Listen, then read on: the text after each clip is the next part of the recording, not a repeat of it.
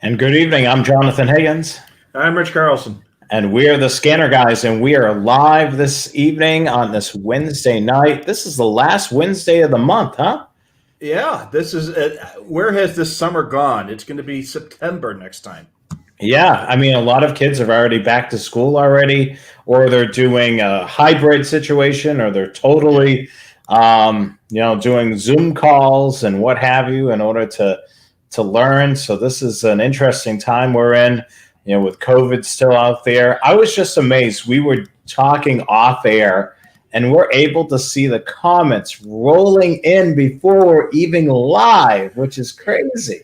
Yeah, I mean, we got a dozen comments before we even live, and that was, that's crazy. So the show is working. Obviously, people are enjoying it.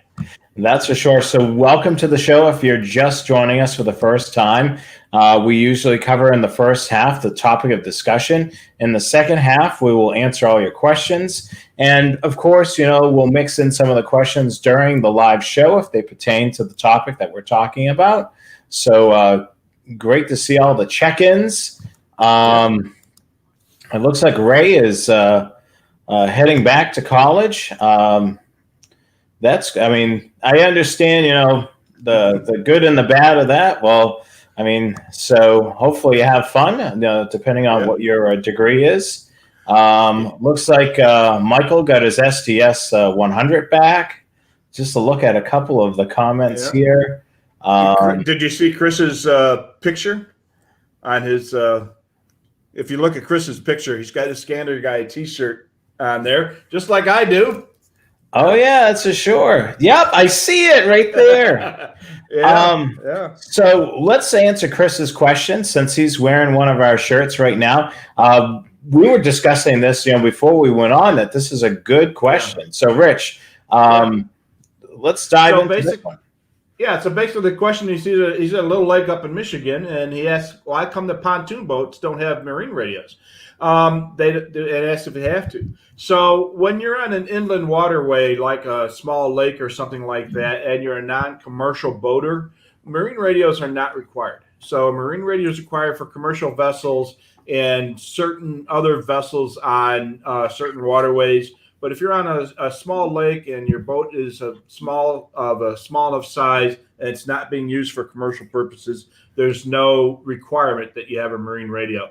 And most pontoon boats are, they're on the lake, with a half a dozen people, and most of the time they get cell phones these days, so you don't see a lot of pontoon boats with marine radios. My sister had one, and she never had a radio on that.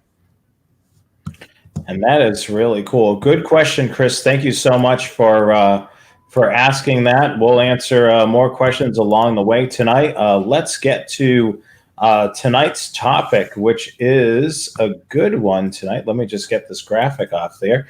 There we go. Pick your scanner mode. We were making little jokes about this. Rich, you pick your nose, or what was it again? Yeah. Well, we'll go into it. Yeah, you can go into that one. Yeah, so you can pick your mode, and you can pick your friends, but you can't pick your relatives. Yeah, so we'll look at that slide in a moment. That was a quote that was provided to us. So let's keep diving into this. So as always, the Scanner Guys are brought to you by Scanner Master this evening.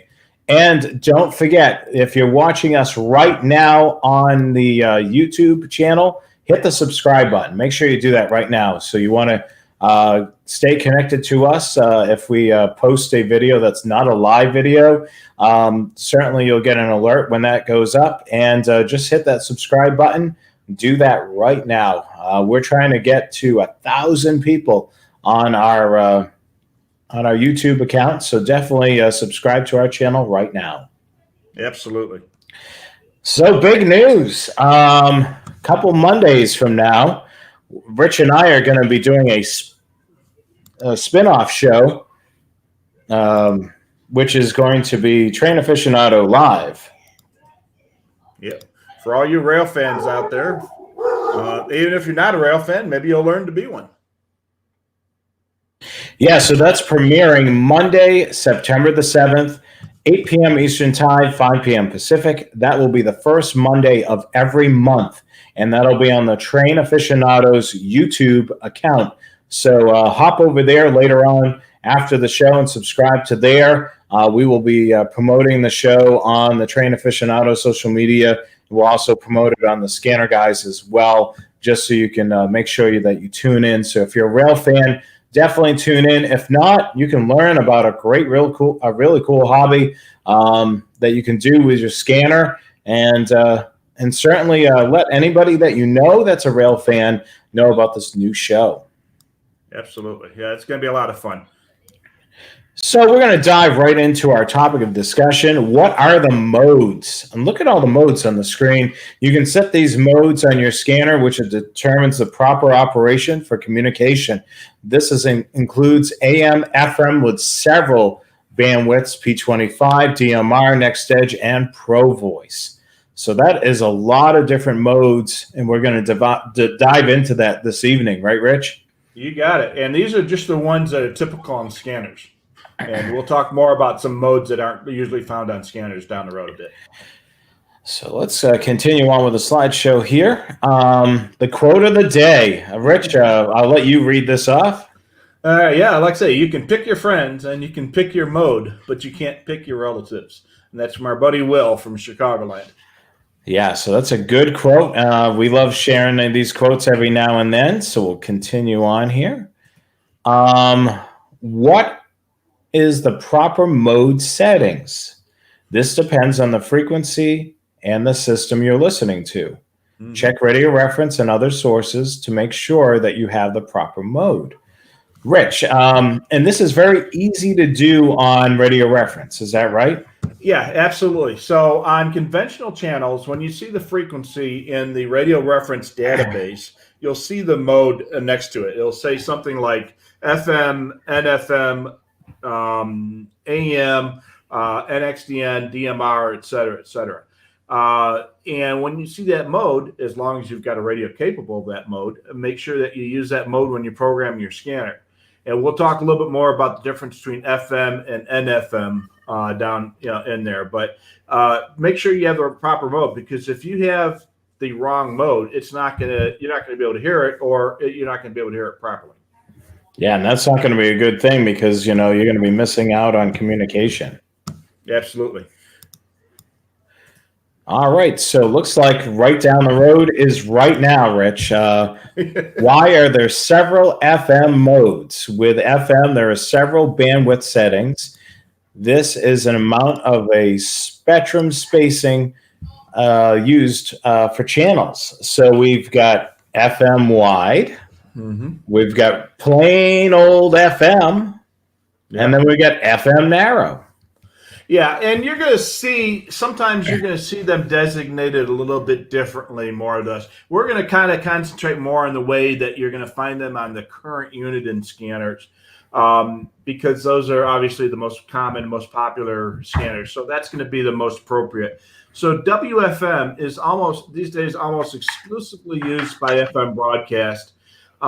It used to be used by analog television stations for the audio section of the signal, but most analog TV stations now are gone. They've gone over to digital modes, which don't work on scanners.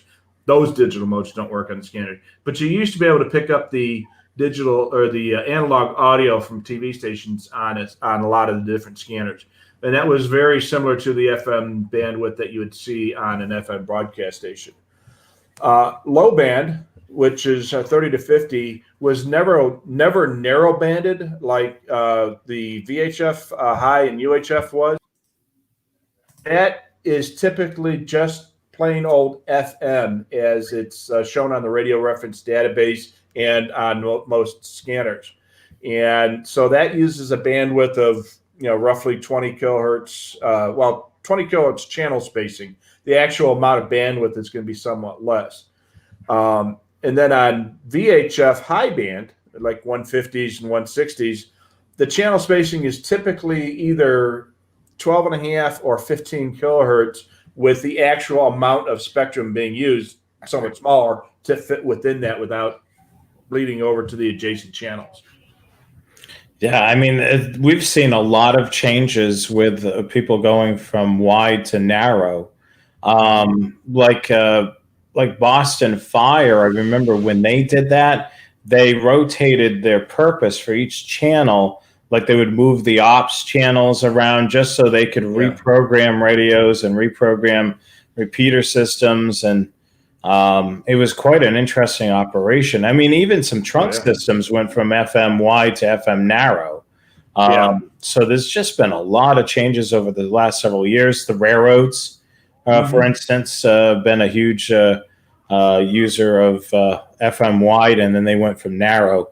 Well, I was very involved with the narrowbanding process back at work before I retired, and I had to narrowband a dozen repeater channels and dozens of receiver sites and hundreds of mobile and portable radios. And that was basically when we went from a standard FM, which was 25 kilohertz spacing between channels, to a narrower, basically 11 kilohertz wide signal, which is 12.5 kc separated from the adjacent channel. And it was a lot of work, but it was an FCC mandate. We had to do it, and we spent a lot of money. And there's some technical differences. We noticed that we had to add a couple receiver sites here and there because the range wasn't quite as good as it was before. The voice quality wasn't quite as good before, and it just didn't quite work as nicely as it had before, but it was good enough. Yeah, it's kind of like, you have a PVC pipe, for wide, and then you've basically went from that PVC 1-inch pipe to a straw. So you think of, you're going to lose quality when you don't have as much of a path. The path, on that 1-inch pipe is wide and it's able to handle a lot. When you take that 1-inch pipe and you go down to a straw, you're going to lose, like you said. Audio is not going to be as good. Reception is not going to be as good. Yeah. It's kind of, the other comparison is looking at, broadband internet versus dial-up. Yeah. It's a tiny path yet again. Yeah. And the reason they narrow banded, and this wasn't the first time they narrow banded. This was the most recent one was 10, 12, 13 years ago. But 30 or 40 years before that, they did the same thing.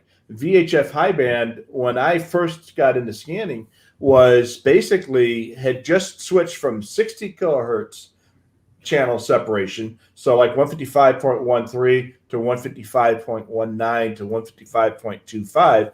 It had just switched over to 30. So from 155.13, they added another channel in between, so 155.16 and then 0.19. And then a couple years later, they went and cut that in half again. So now they're 15 kilohertz apart, 155.13, 155.145, and then 16, and then 175 and 19. I'm doing the math in my head here. And then this most recent round of narrow banding, which was in the 2003, 2004, 2005 timeframe. Yeah. I mean, it was a long time, it was basically a 5-year program, and you had a drop dead date that it absolutely had to be done. And it went to 7.5 kilohertz channel spacing on VHF high band. So 155.13 to 155.1375, and then 145, and so on and so forth.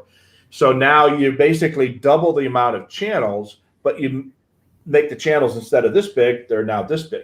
And then you want to cut them in half, now they're this big, and you can double the channels again. I think we are pretty much at the end of the line for narrowbanding analog channels, but again, they said the same thing 50 years ago. So there may be a way to make another round of analog channels if on another round of narrowbanding, but I doubt that's going to happen. I think that they're going to switch, instead of going to squeeze more channels, they're going to make the existing channels more efficient by using TDMA and squeezing multiple voice paths on the same channels, like they're doing with phase 2. Yeah. So the next probably wave will be, going digital. You need to go digital in order to be able to stay relevant in the on the frequency band, to be able to take the most advantage of it. Now we do have some exceptions to the rule. Let's take a look at that. And we just mentioned marine radio. We just talked about that at the top of the show. So marine radio usually uses standard FM for now. And also GMRS and ham radio, VHF, UHF usually uses standard FM as well. So so GMRS and ham radio are kind of neat because they're not required to go narrowbanding, but they can go narrowbanding. So I'm active on GMRS out here, and we use narrowband on some channels and wideband on others. So and that's the same thing kind of nationwide. There are some narrowband GMRS and some wideband. There's no requirement to go narrowbanding yet on GMRS or ham radio, but some have and some haven't. Wow. Yeah. So that's interesting. And then that has to be coordinated amongst all the users because it's not one department or agency using that frequency. It's a bunch of independent people. For ham radio operators, they need to know that at a certain date that they need to switch from wide to narrow. Yeah, and that's typical of a lot of club operations, both on GMRS and ham radio. The club directors or whoever's in charge of the club will make a decision to go narrow or wide and make sure that their members know about it. It's the common channels, like just chit-chat channels and such like that some people might be using narrow and other people may be using wide and not really knowing that that's what's going on.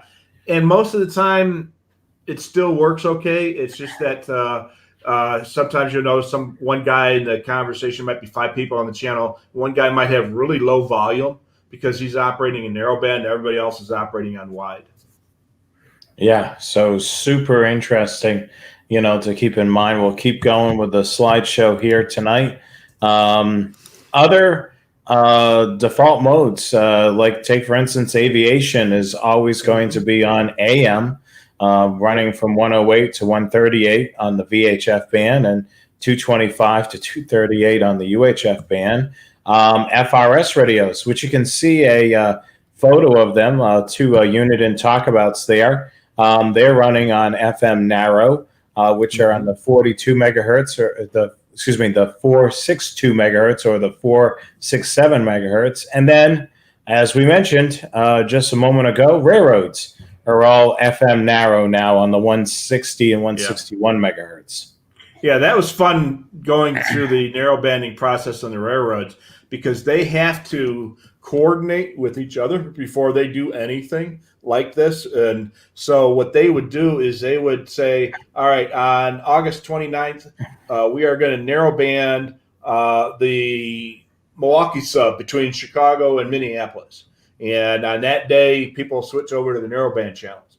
And on August 30th, we're going to narrowband the Minneapolis sub between Minneapolis and Sioux Falls and so forth. And they have to notify all the railroads that cross that track, all the railroads that might be using that track or sending a train along that way, anybody who's got trackage rights. It's a big cooperative thing. They're going to go through the same thing if and when they ever go to NXDN like they've been talking about.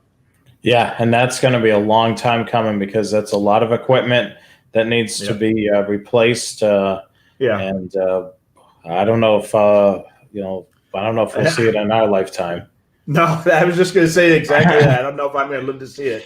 But yeah, they've been talking about it for a long time. But with the positive train control projects going on, that's been much more important.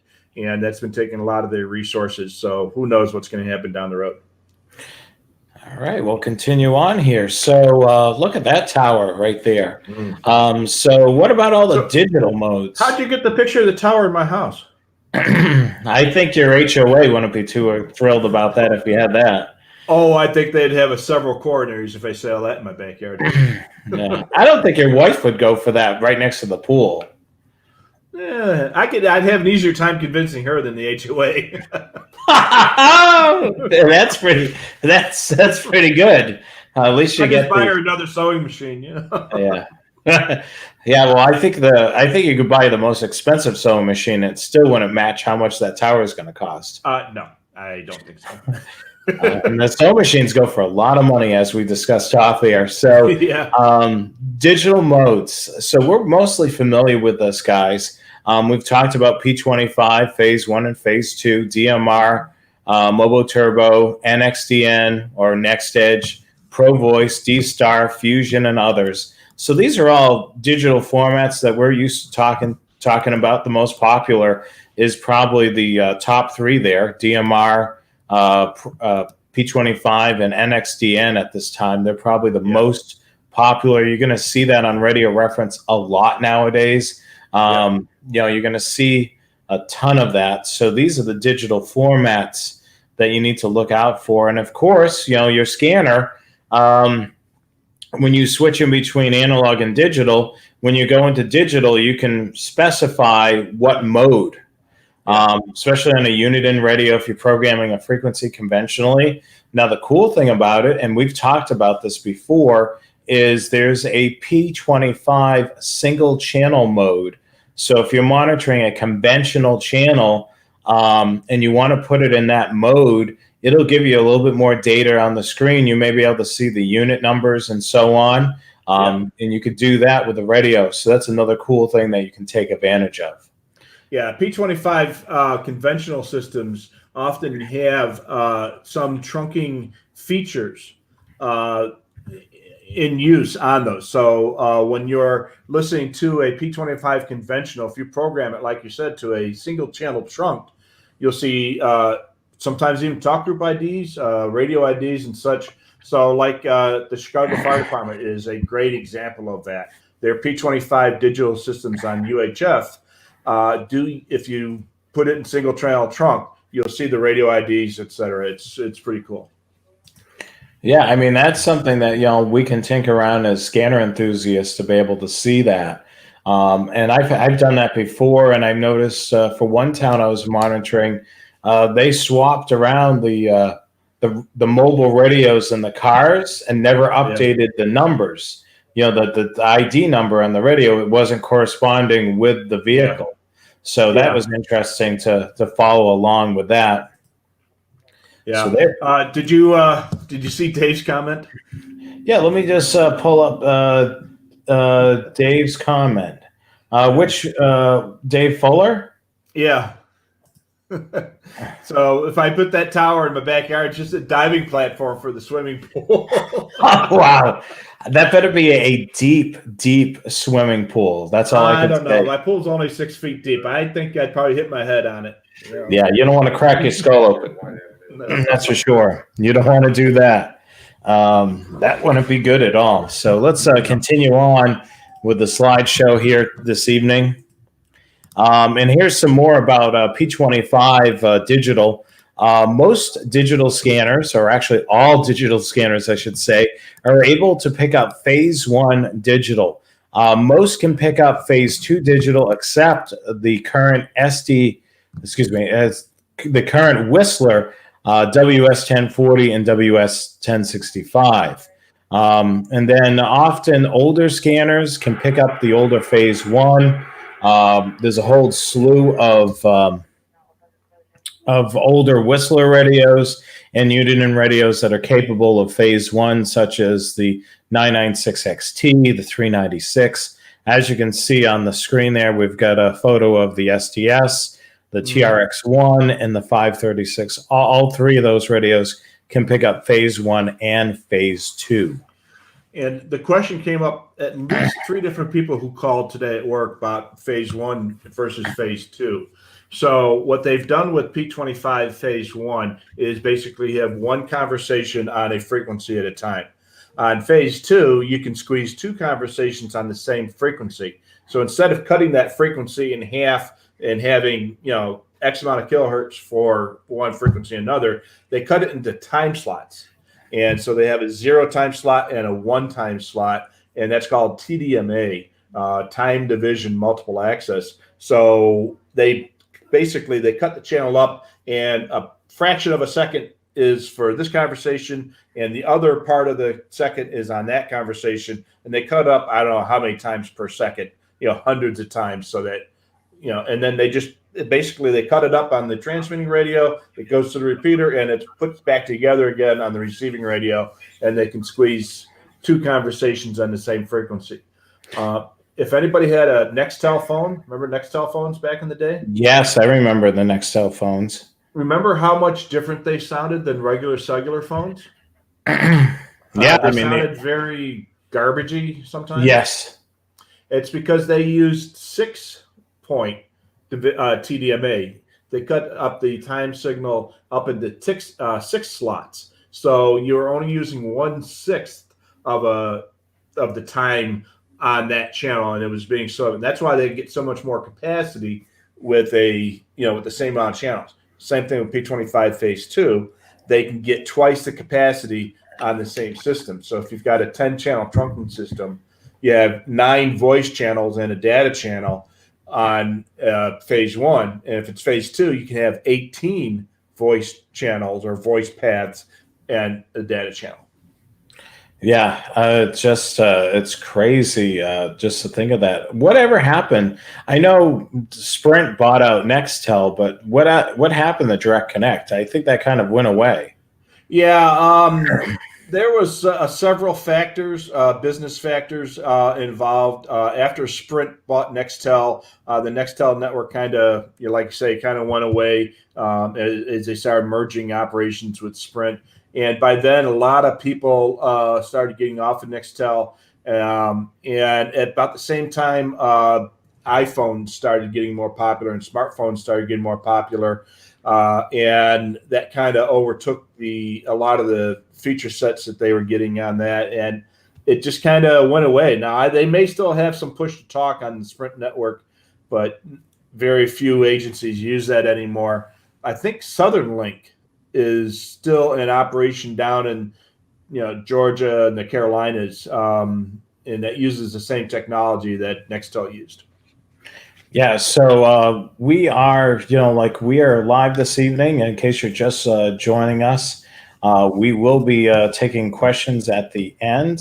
Stephanie just asked, are you guys taking questions at the end? I have a question about my scanner. Yes, definitely. If you want, while it's on your mind, you can post it in the comments, and we will answer your question in the second half. If it pertains to the current topic, we'll pop it right up on the screen. So Stephanie, by all means, post your question. We'll definitely answer it in the second half of the broadcast. Did you see Joe's comment? Direct Connect. Let's look at that. Direct Connect exists on LTE. We use them at work. Okay. Nextel was, you got to think of that. I know we're going a little off topic, but that was a really cool concept when it came out. Yeah. Just to think of it. Yeah, it was hugely popular with police departments and other, municipal governments, and the federal government loved Nextel. In fact, I think they even tried to buy the Sprint network at one point to be used as a kind of a nationwide federal system. And my brother-in-law worked for the federal government. He still does, but at the time, everybody in his office all had Nextels, and that's what they used for communication. And in the police department, we all had Nextels. I remember. See, I've had Nextel. When I had it was 1998 is when I got on the Nextel bandwagon, which had the big, bulky gray phone. And I remember that you could only talk to people that were on your plan at first. Yeah. And then they allowed you to be able to talk to people within the New England region or whatever region you were in. Right. And then they finally broke it out so you could talk to somebody on Direct Connect across the nation. They had territories. At first, it was, a part of your network.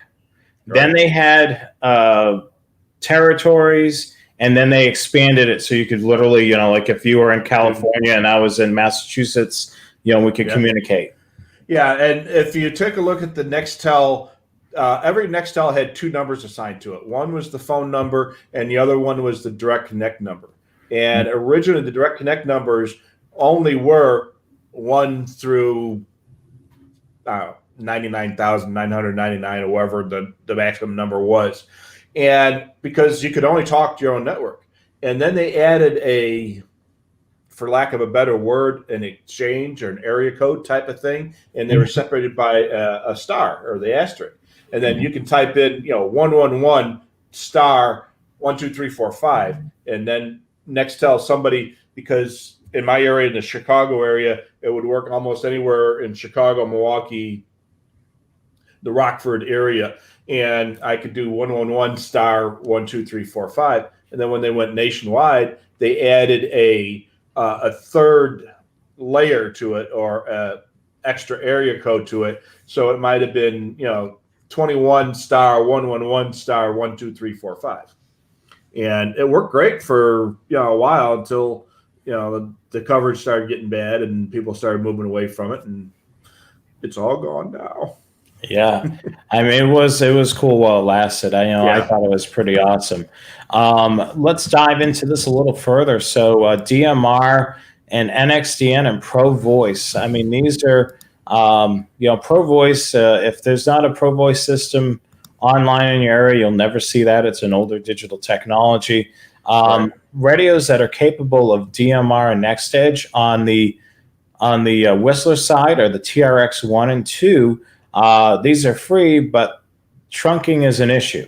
As for on the Uniden side, there's a whole slew of radios that have capability to receive DMR, NextEdge, and Pro Voice, but these require an upgrade, and they will follow trunking systems properly. Now, the reason behind this is licensing. So each radio, Uniden has to pay a fee for each license that it provides to its users. So in order to combat that, rather than putting it on all radios and jacking up, the overall cost of the scanner, they allow you to pick and choose what combination of digital formats you require on your radio. So if you just need NXDN or Pro Voice or DMR or all three or two of them, you can do it however way you want. You just purchase what you need. And those radios are the BCD 325P2, 996P2,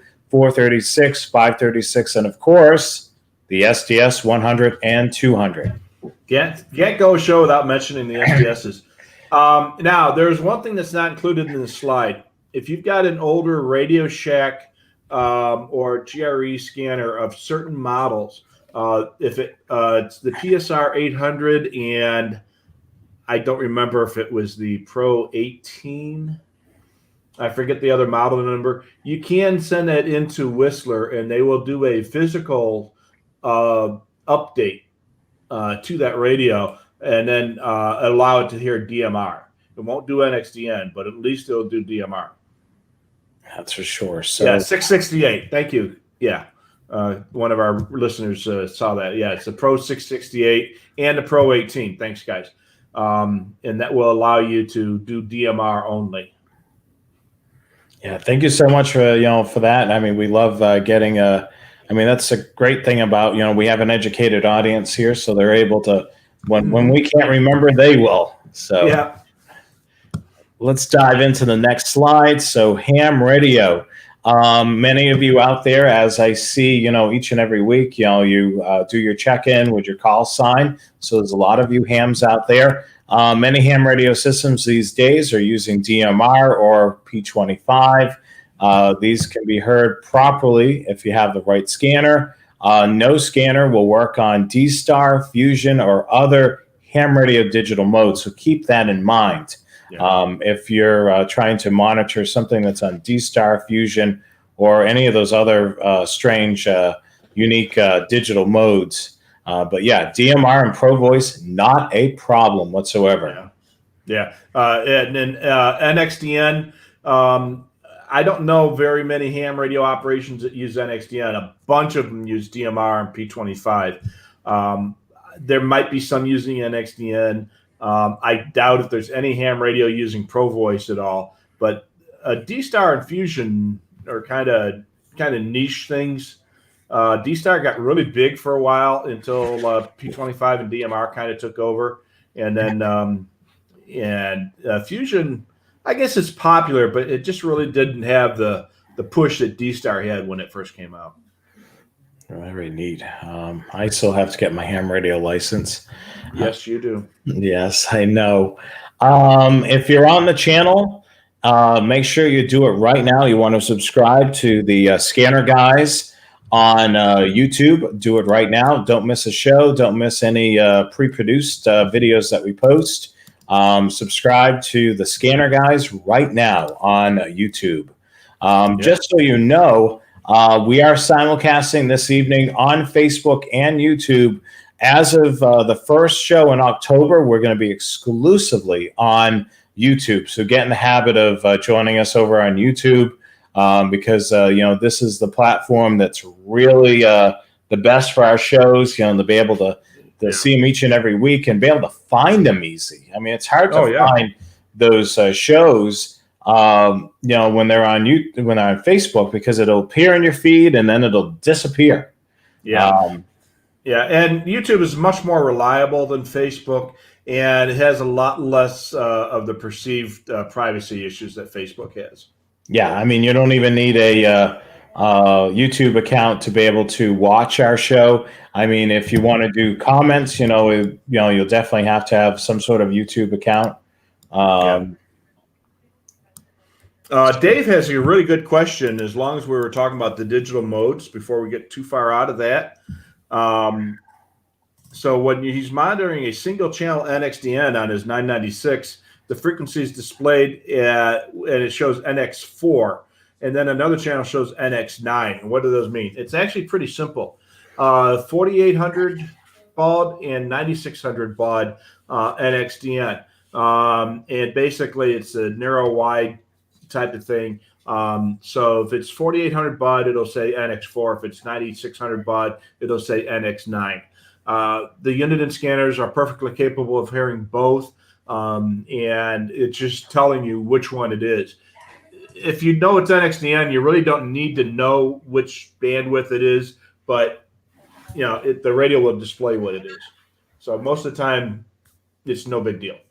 Yeah, that's a good question, Dave. Thank you so much for posting that one. I mean, that's definitely I'm sure there's a lot of other people that have noticed that and wonder what that all means. We just want to take a quick reminder that our sponsor is Scanner Master. So make sure you visit their website, shop them 24/7 at scannermaster.com. If you got any questions that are really technical and you don't want to post it here tonight and you want to be able to contact us, do it at support@scannermaster.com. If you want to talk to us live over the phone, give us a call at 1-800-722-6637. Hours of operation are Monday through Friday from 10 a.m. to 4 p.m. Eastern Time. Just a tip for you. It's best not to call right at 10 a.m. because usually we get a huge busyness volume right at the beginning of the when we open. So we may want to wait a little bit because everybody's chomping at the bit to call us at 10 a.m. So if you don't want to wait on hold for terribly long, I would call at a different time. A little after. Give us 11:30 Eastern Time. I mean, it kind of ebbs and flows. Sometimes it gets really busy. I had the most at one time was 4 lines lit up, but there have been times when I've had all 10 lines lit up. Oh, I know. I've seen that a few times. Yeah. I see that. I see that over here. I have the phone over here as well, so I can see that. But really exciting stuff. If you're looking to buy a scanner or you have some interest in scanners, definitely check out scannermaster.com. You can shop them 24/7 at scannermaster.com. So let's continue on. We're always looking for your stupid scanner tricks. Send us your shack photos as well. The scannerguys@gmail.com. And don't forget to check out my social media, Train Aficionado on Facebook, Instagram, and Twitter. And then, of course, my blog, Train Aficionado.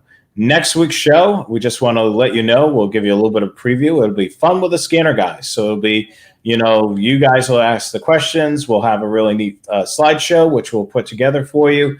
8 p.m. Eastern Time, 5 p.m. Pacific, right here on YouTube.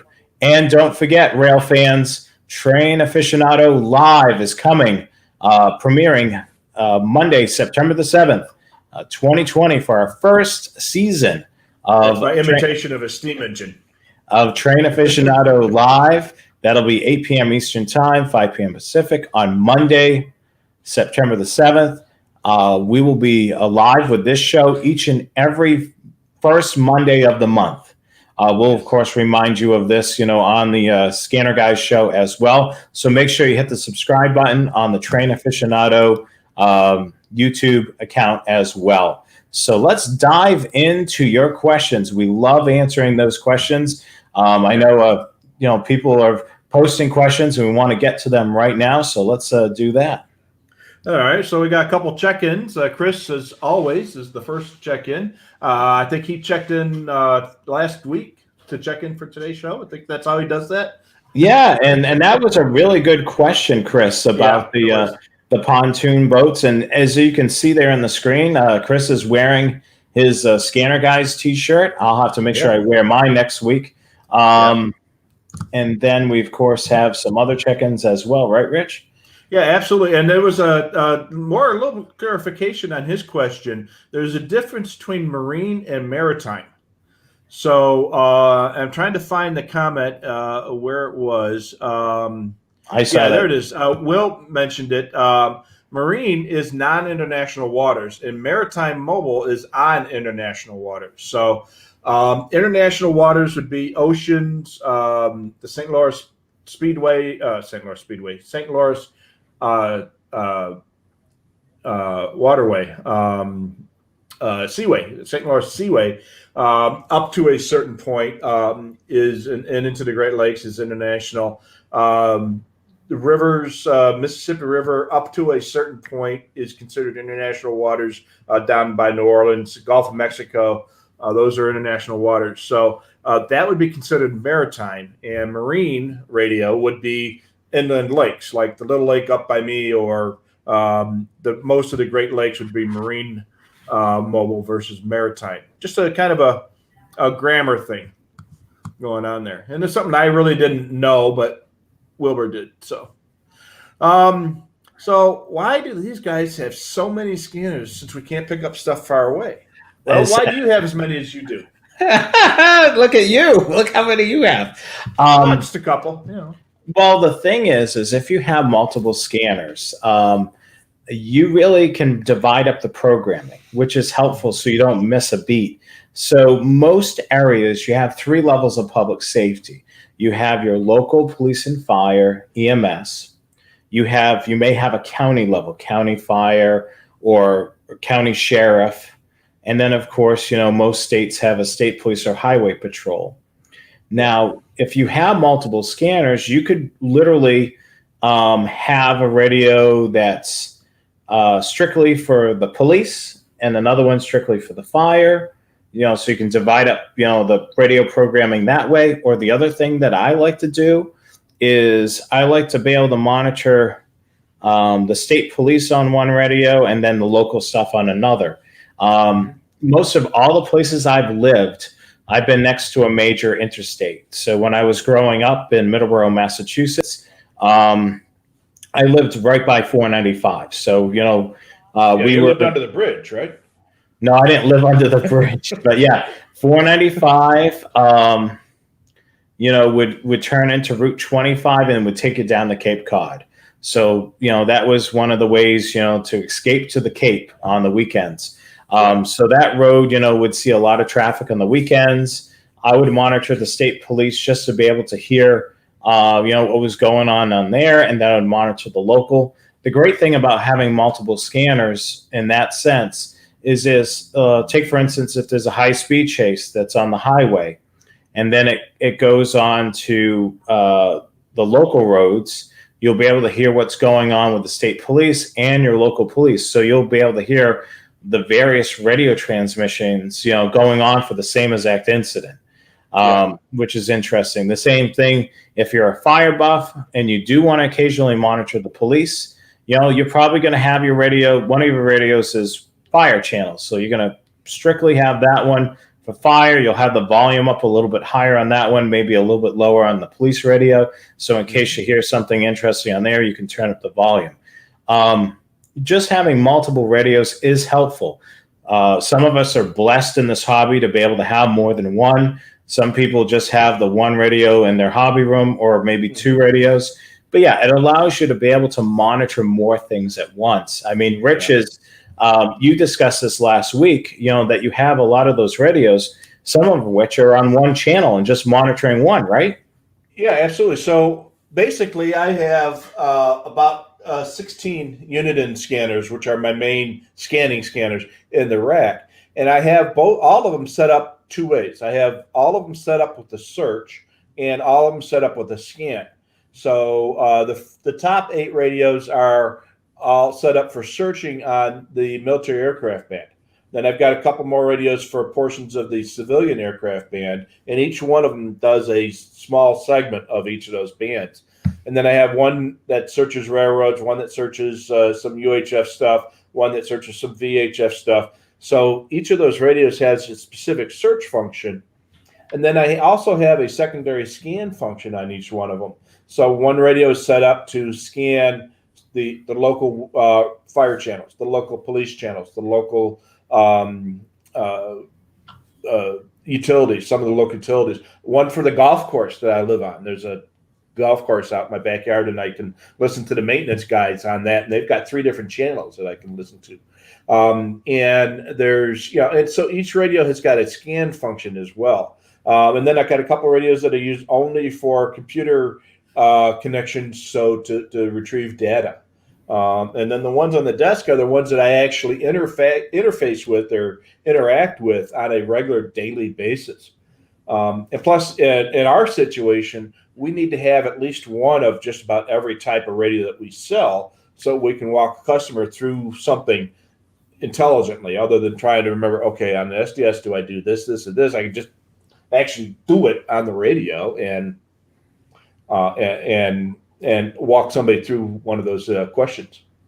Yeah, I mean, that's definitely, that's the key thing for me too, is I have multiple radios in front of me, and I also have a rack that has a whole bunch of portable radios. A lot of times the portables mimic the base mobiles, for settings and so forth. But yeah, that's definitely a great thing to have, more than one radio to be able to monitor multiple systems. And the other tip or trick that I can mention, so let's say if you have like a 436 or a 536 on your desk, let's say you have one of each, you can set up favorites list on there, and you can do a master list of favorites list. So you can put it on all the radios. And then you can put, and then you can go into each one and put, this favorites list on one, another favorites list on another, and another favorites list on another, and so on. And what you can do is, let's say major incidents going on in your local town, and the crap's hitting the fan. So you want to be able to monitor both the police and fire, but they're in the same favorites list. Now remember, we've duplicated this favorites list on multiple radios. So what you can do is put the hold on the police frequency on radio 1, turn on the favorites list on radio 2, and then hold on the other channel that you want to monitor. So you can monitor the both ends of the police and fire for that particular incident.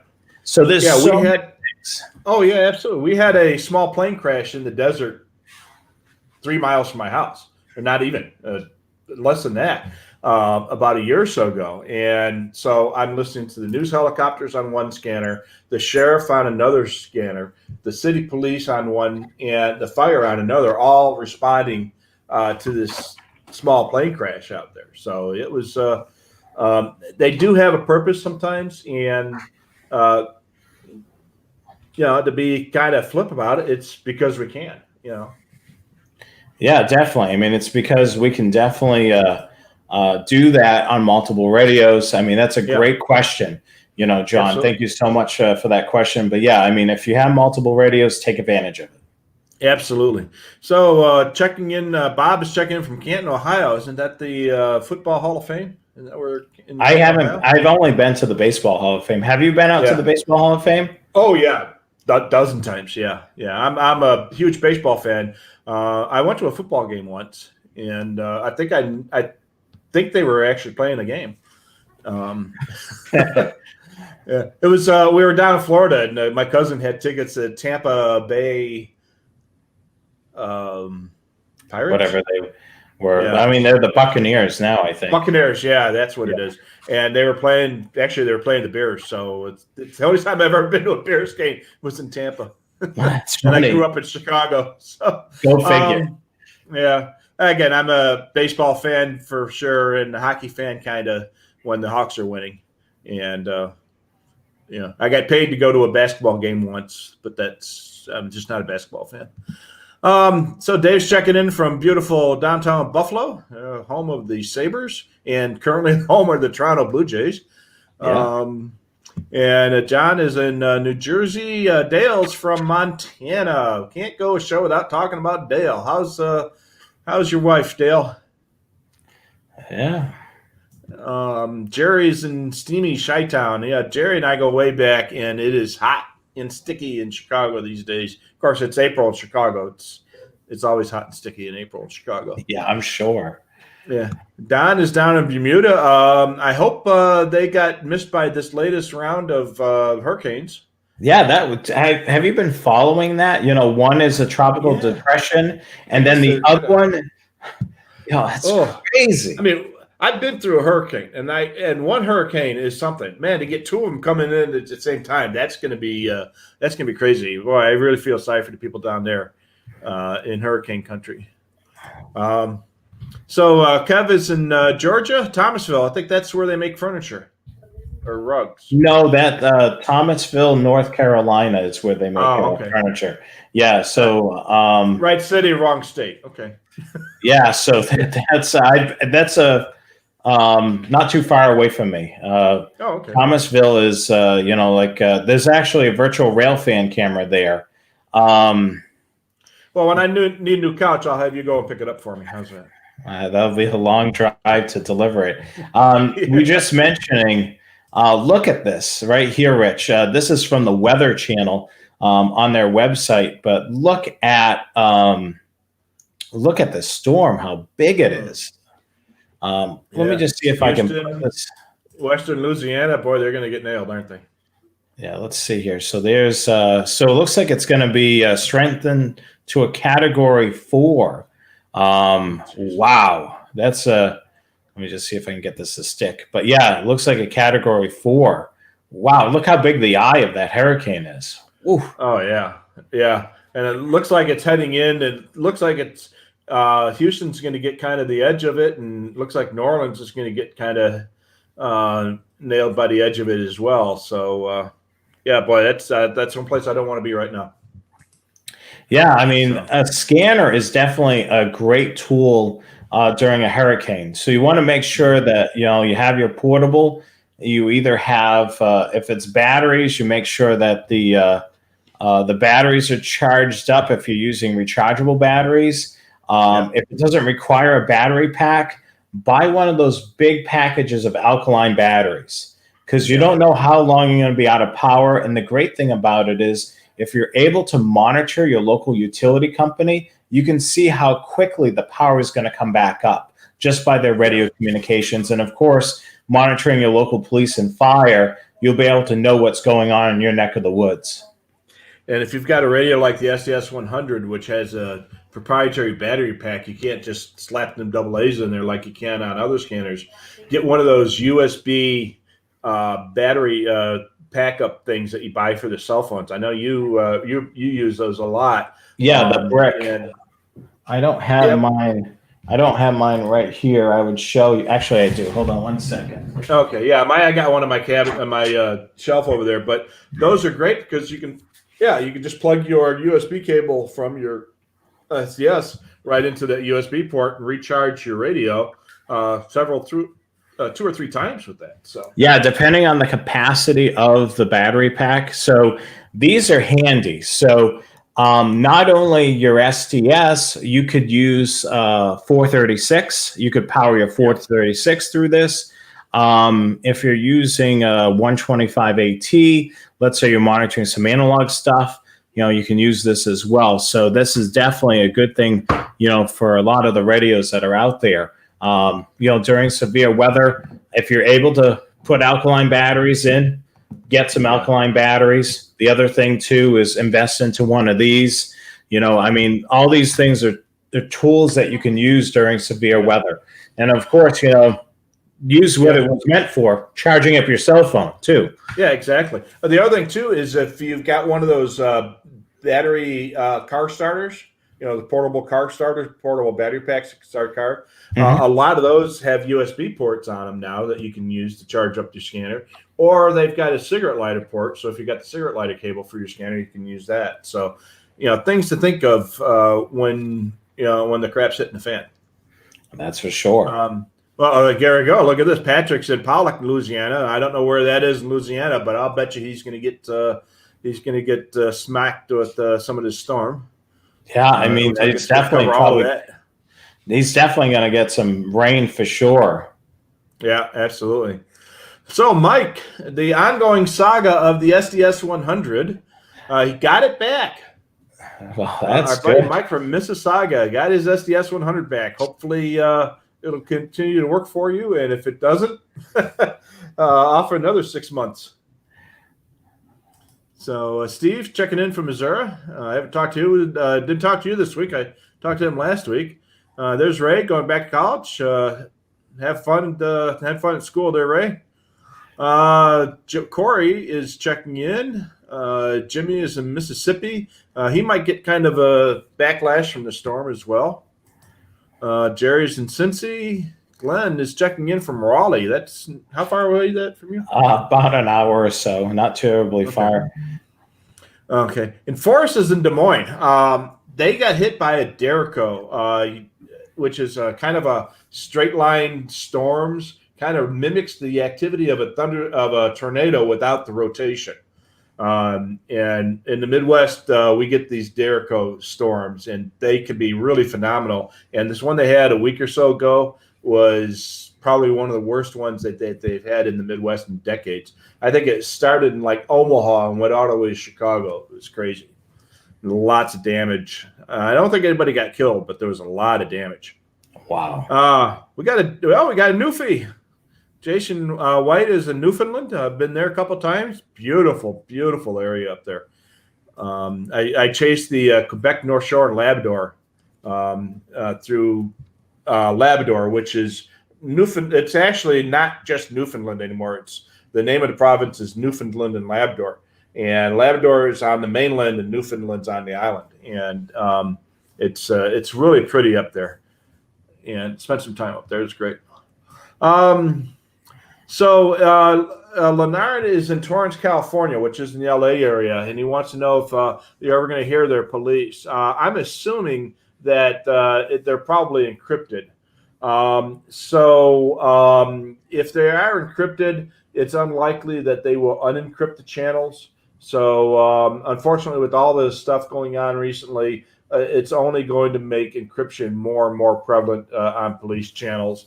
I just don't see it going the other way around. Jim is in upstate New York. Howdy, howdy. Oh, my buddy Chris. The patch panel that I have all my antenna connectors on? Mm-hmm. He's the guy that turned me on to the patch panel people. So appreciate that. And now he's my neighbor. He lives, he lives 5 miles away from me, but it's a 50-mile drive to get there. Wow. So Harold has an SDS. I don't know if it's 100 or 200. It really doesn't matter. What's the best base antenna for listening to the Viper system? So Viper is on 800 megahertz. It's North Carolina. Mm-hmm. And so your best friend when it comes to scanning, listening, and especially in 800 megahertz it's not so much the antenna, it's where the antenna is. Elevation is your friend if you want distance on an 800 system. Now, the thing is with the Viper system, a lot of times they use a local, you're on a local system. You may not be able to hear the distant towers. So as long as you can hear your local system, you may not need a fancy antenna. But if you need increased range to listen to other stuff as well, or trying to get other towers, a directional antenna will help you get better reception in a specific direction. And if you put it on a rotator, you can turn the antenna so that you can listen to stuff, in different directions. If you want to have something that's omnidirectional, if you're interested in just one specific band, then a band-specific antenna is going to give you the best results. It's going to give you gain in that particular band. The problem is it won't. If you get an 800 meg antenna, it won't work very well on UHF or VHF. And if you get a VHF antenna, it won't work particularly well on UHF and 800. So elevation is probably more important than the actual antenna itself. So you get a decent scanner antenna, all-band scanner antenna like a Discone or some other good all-band antenna. You jack it up another 10 or 20 feet, you'll get much better reception than a better antenna at a lower elevation, usually. I gave a shout out to Newfoundland. Barry is in Kent County, the 911 Center. Hope things are going good there. Give a shout out to our first responders. Those are the dispatchers and 911 operators. They are the guys that tell the other police and firemen where to go. So, yeah. Jimmy, I'm not sure where Jimmy is, but howdy. He's a ham operator.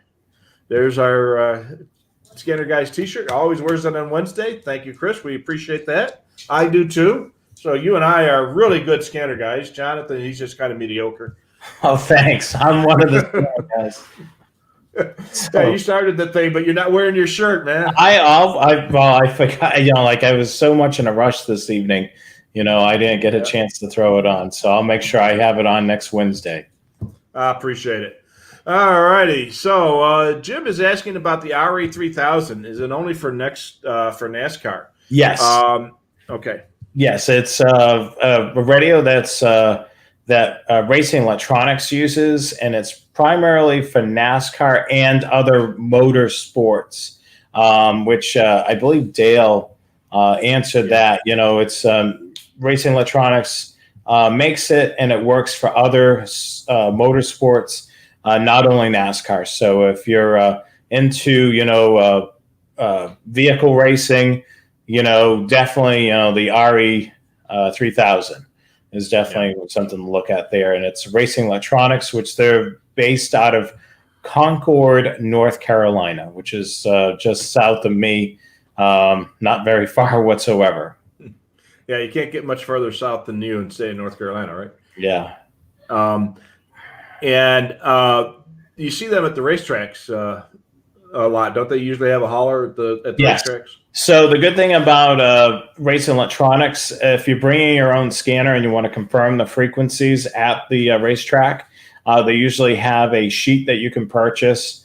I think it's increased up to $10 for this piece of paper, but I could tell you, it's well worth the $10 if there's a frequency change and you go sit down and try to listen to your favorite driver and you don't hear anything.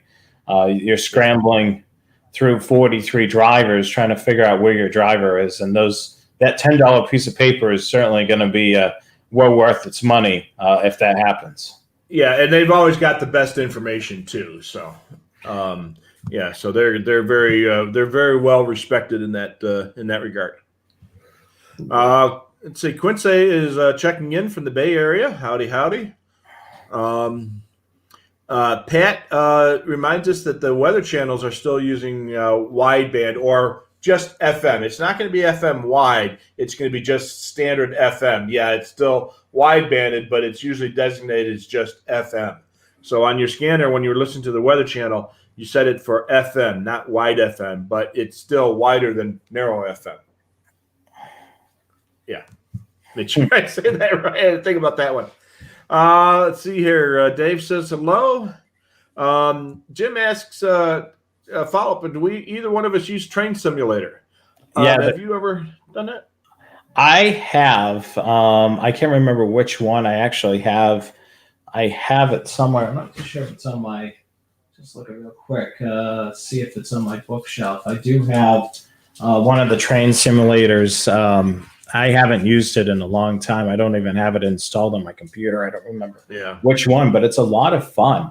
I mean, I'm not too sure if you've done any of this, Rich. Have you done any of the flight simulators? Yeah, I had some friends that were really into flight sim, and I did that a little bit. In fact, I even bought a joystick years ago to do that, and I played with it for a couple hours, and then the thing sat on the shelf, and I never used it again. So this was back in the day when the joystick had one of those big wide connectors on it. So that was a long time ago. Plugged in the sound card.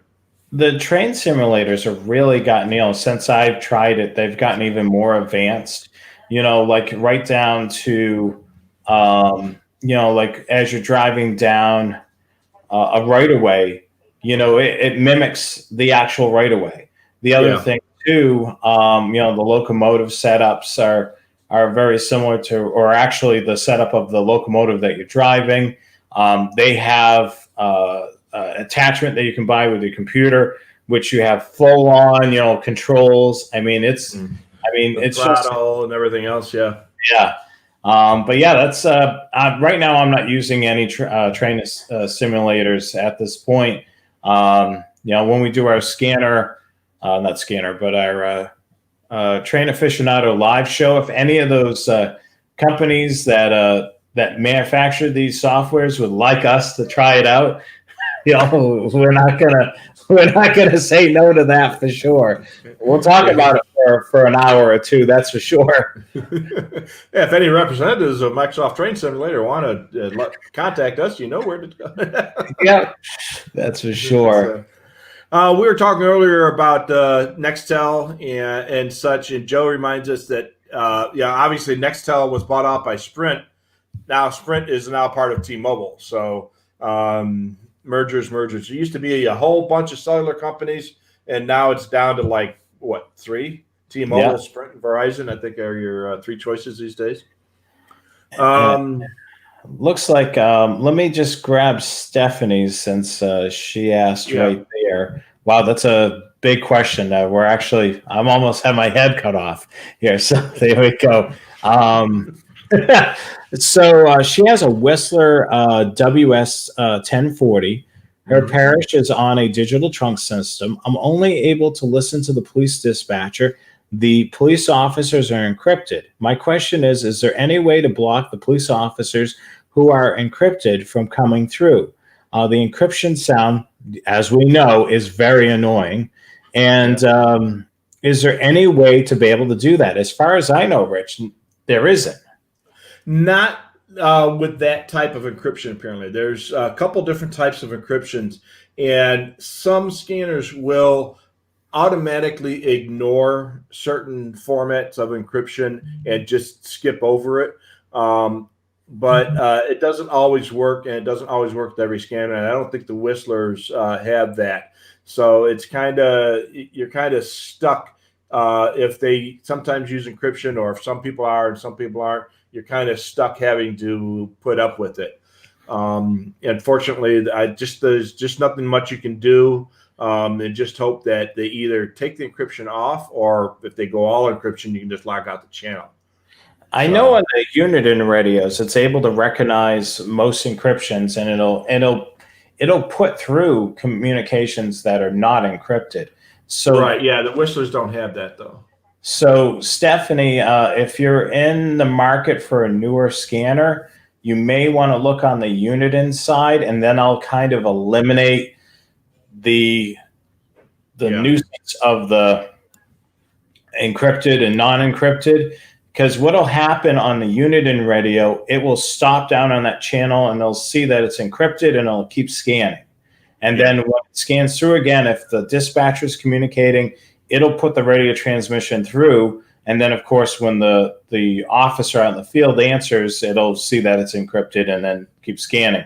So I totally get it. I mean, being able to hear at least half the conversation is better than not hearing all of it. So I would probably say if you're having pretty good luck with the WS1040 and you like the portable radio, I would probably look at the Uniden BCD325P2. So that probably your best bet. Rich will show that right on the screen for you. Oh, that's the 125. It looks just the same. There we go. The 325. Yeah.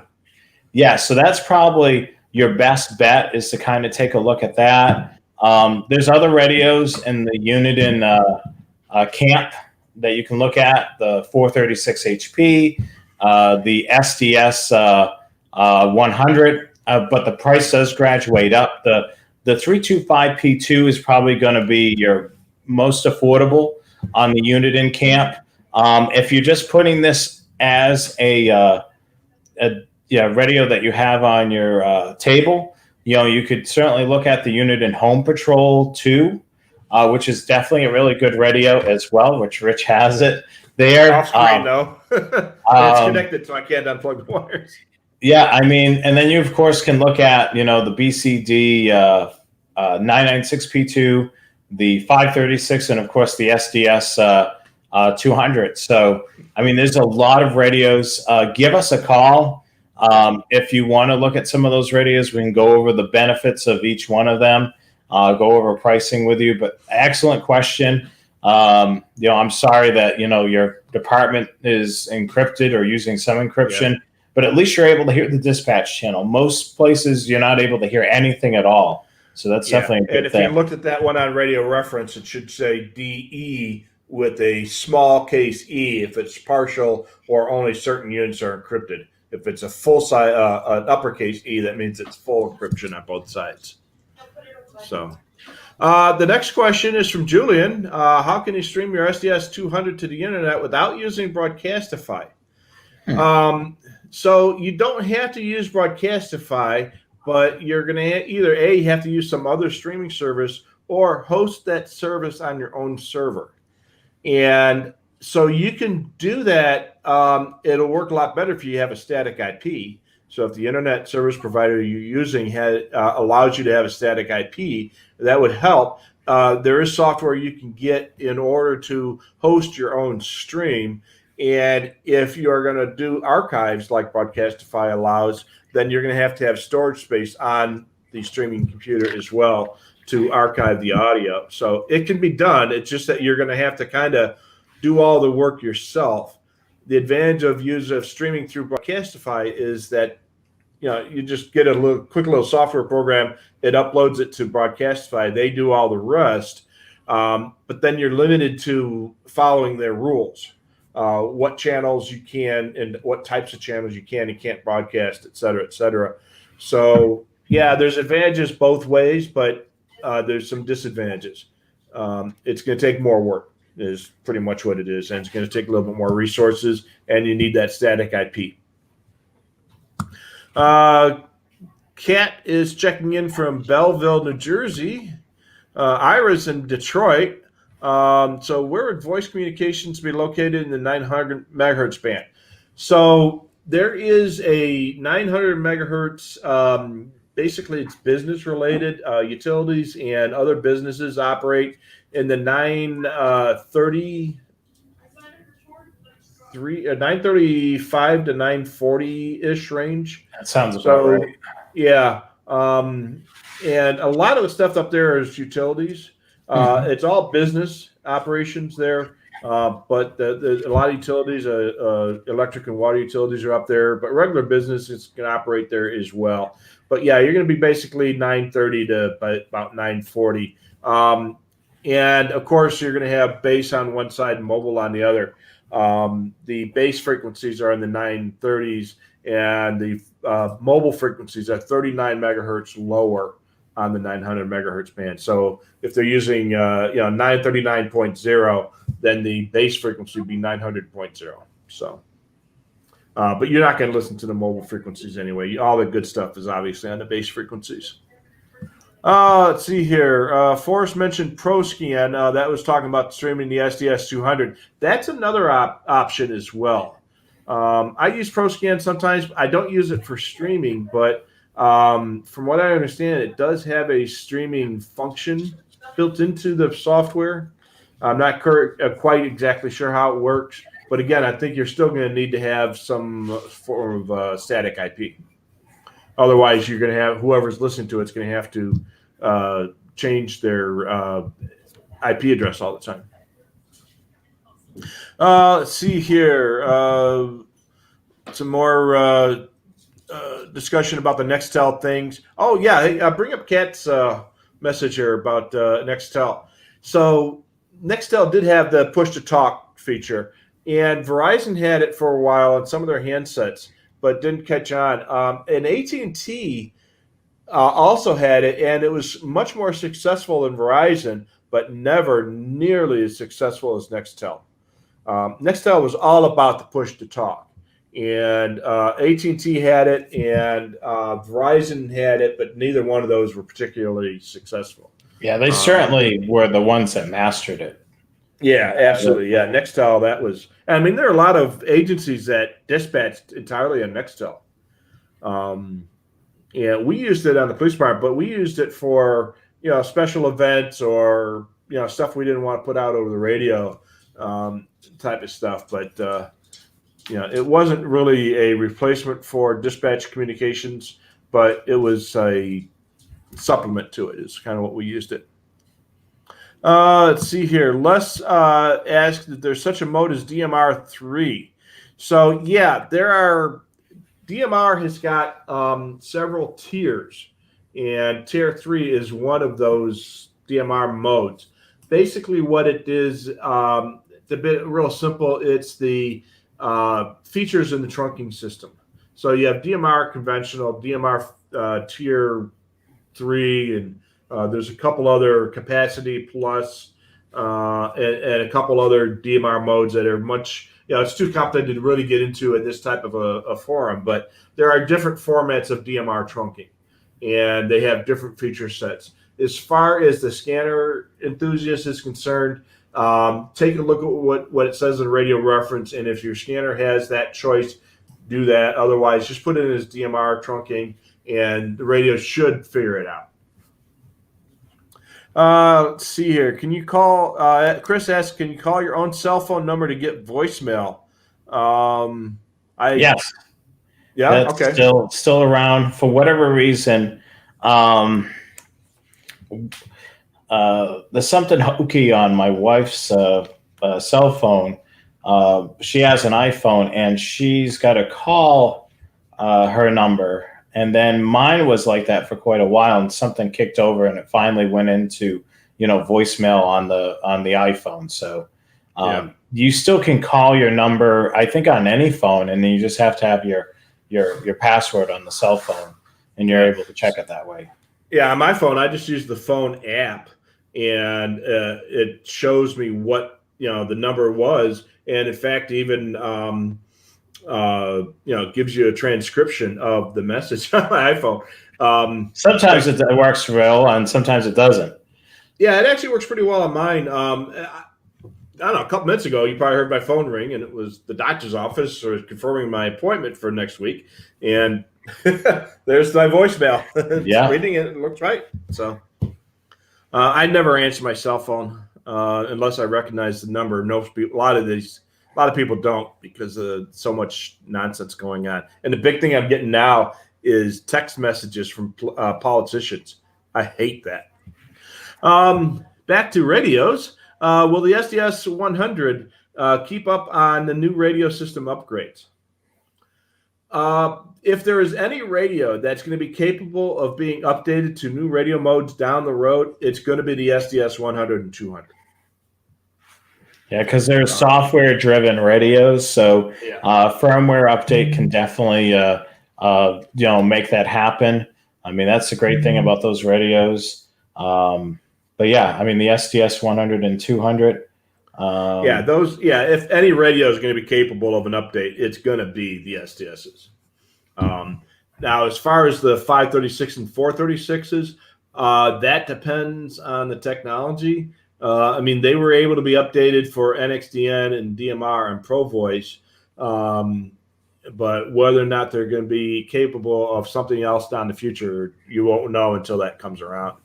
So, and there has to be a demand for it as well, because Uniden and or Whistler is not going to, they aren't going to put the resources in for something that's just not going to be a good return for it. So, or if you know somebody. Yeah. Or like Pro Voice. Yeah, I got a guy who wants to listen to Pro Voice. Yeah, we'll put that in the radio. Sure, no problem. I know a certain party that kind of bugged the late Paul Obitz. For Pro Voice. That's we've got a certain. But yeah, I mean, for any of you out there that are monitoring a Pro Voice system, we know the guy that kind of kept on Paul to do Pro Voice, Pro Voice, Pro Voice, Pro Voice, Pro Voice, and they did it. So it was kind of a fluffy situation, but they got it. They got it. That's for sure. Yeah. Tony, I'm guessing, is probably either a railroader or a rail fan. Yes, Tony, definitely likes trains. He's talked about that before, or I don't remember if he works in the railroad, but I know he likes trains. And, that's an awesome call sign, with CSX. WA3 CSX.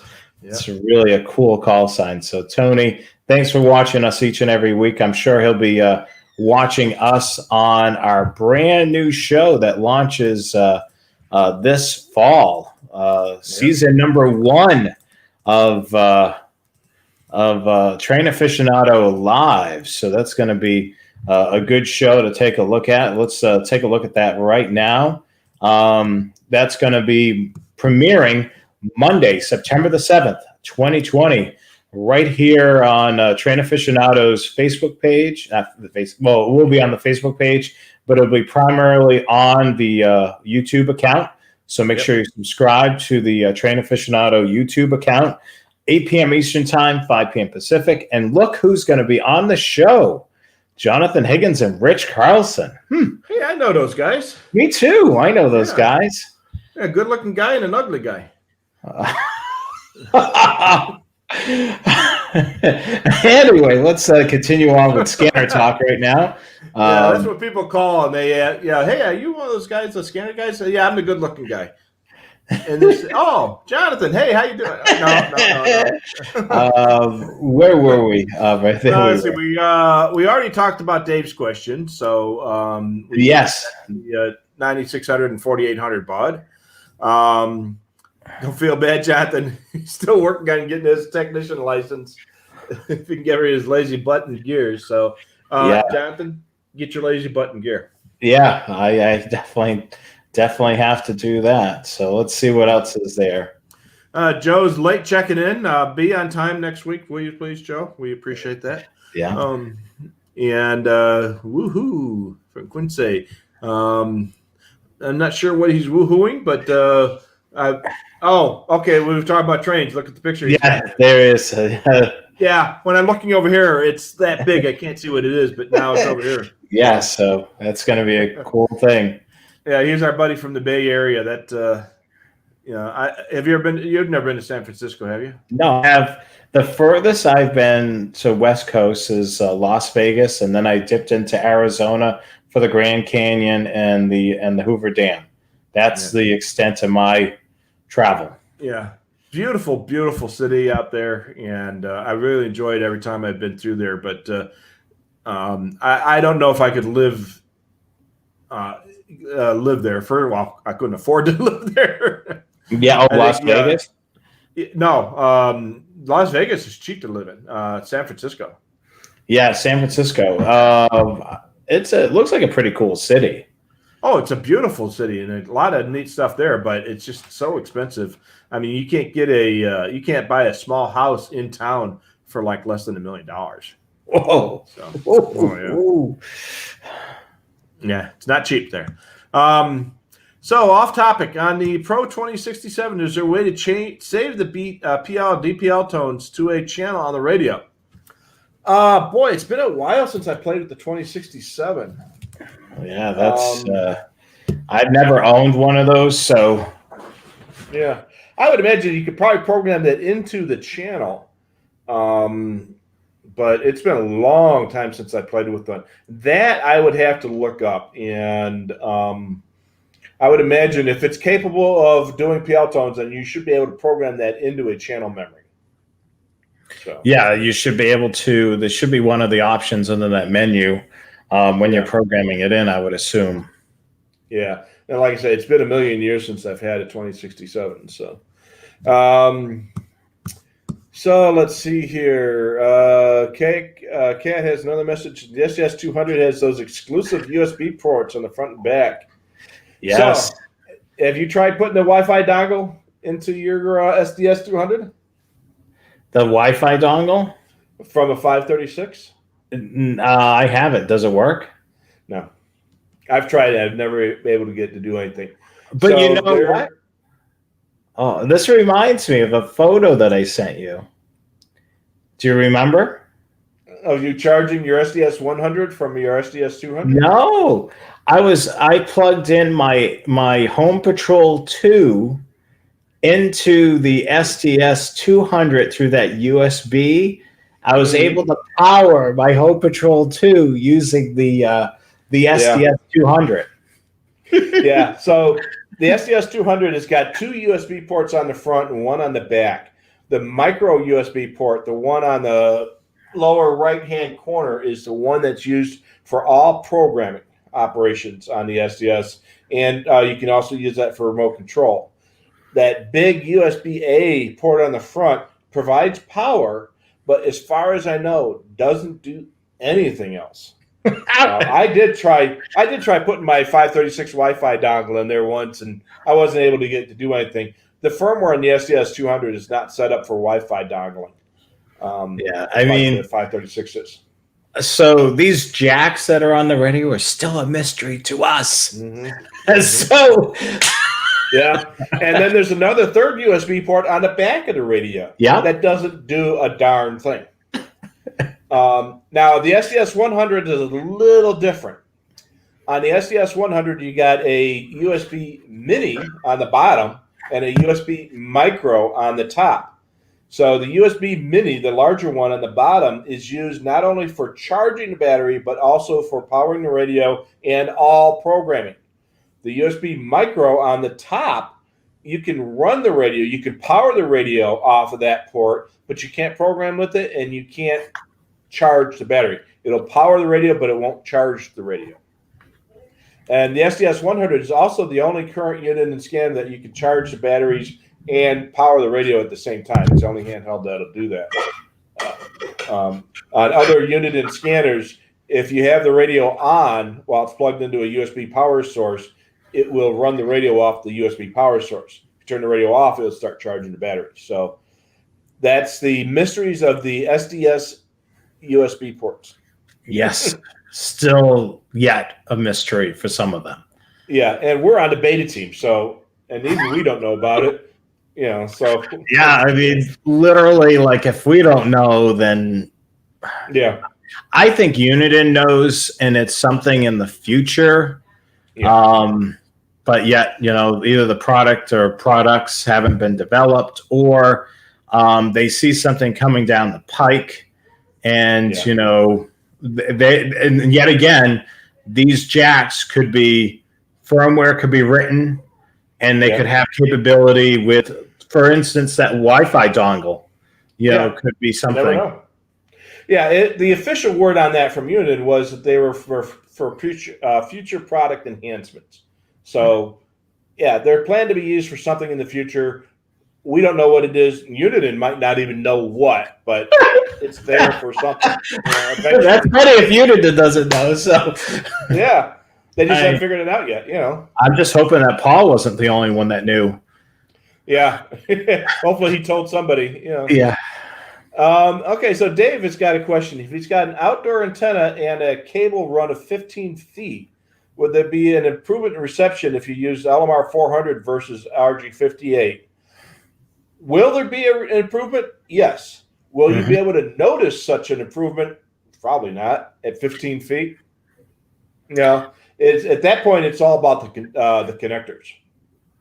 Yeah, so as long Right? as you're not running, multiple connectors, so you have the appropriate connector on the antenna end and you have the appropriate connector on the scanner end, you should be fine. Where it gets a little bit more interesting, maybe at 25 feet or beyond, you may want to consider LMR 400, because LMR 400 may actually help you to get some of those further distant signals that wouldn't come in. You may be able to get them get a little bit of a better signal on them. But as Rich said, 15 feet, you're not going to really. Yeah. You're going to have, it's if you had a way of doing very fine measurements of signal at the end of the coax, there might be some measurable improvement, but will it be noticeable in practical use? Probably not at 15 feet. We always tell people 50 foot is kind of like the limit for RG58 and scanners. Even that is kind of pushing it. 25 feet or better, you're probably better off going to LMR 400, unless what you're listening to is very local. I mean, I can tell you what I did at my old house. I ran, I don't know how I got away with this, but, I drilled holes and ran coax cable all over the place. You do it when your wife's at work. Yeah. Well, I did it while she was there, and then it was like, great. What the hell are these holes for? Yeah. So I don't know. I slipped with the drill and it just went right through. so the what I did was LMR 400 coming in from the outside, from the antenna into a multi-coupler, and then I ran some RG6 coax cable to various spots in the house. And that worked really well because, I ran, from the antenna to a multi-coupler, one of the Stridesburg's multi-couplers, which has a preamp in there that kind of helps things along. And that really worked. I think that was a good thing. I didn't see a lot of signal loss when I transitioned over.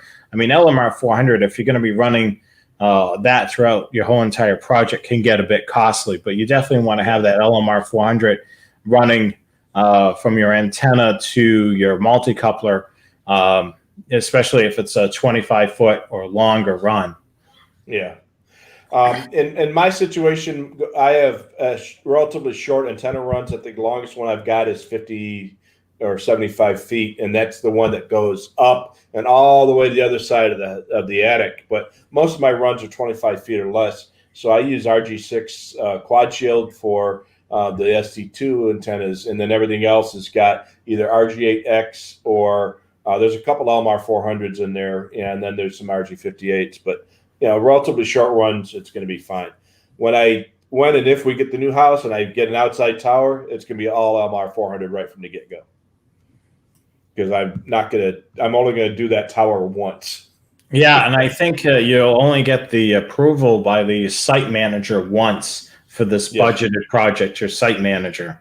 Yes. Yeah, she... I'm amazed at what she let me get away with since then. So I am very amazed at it too. And some of these things, these projects, are her idea, and I was just amazed, that cabinet was her idea.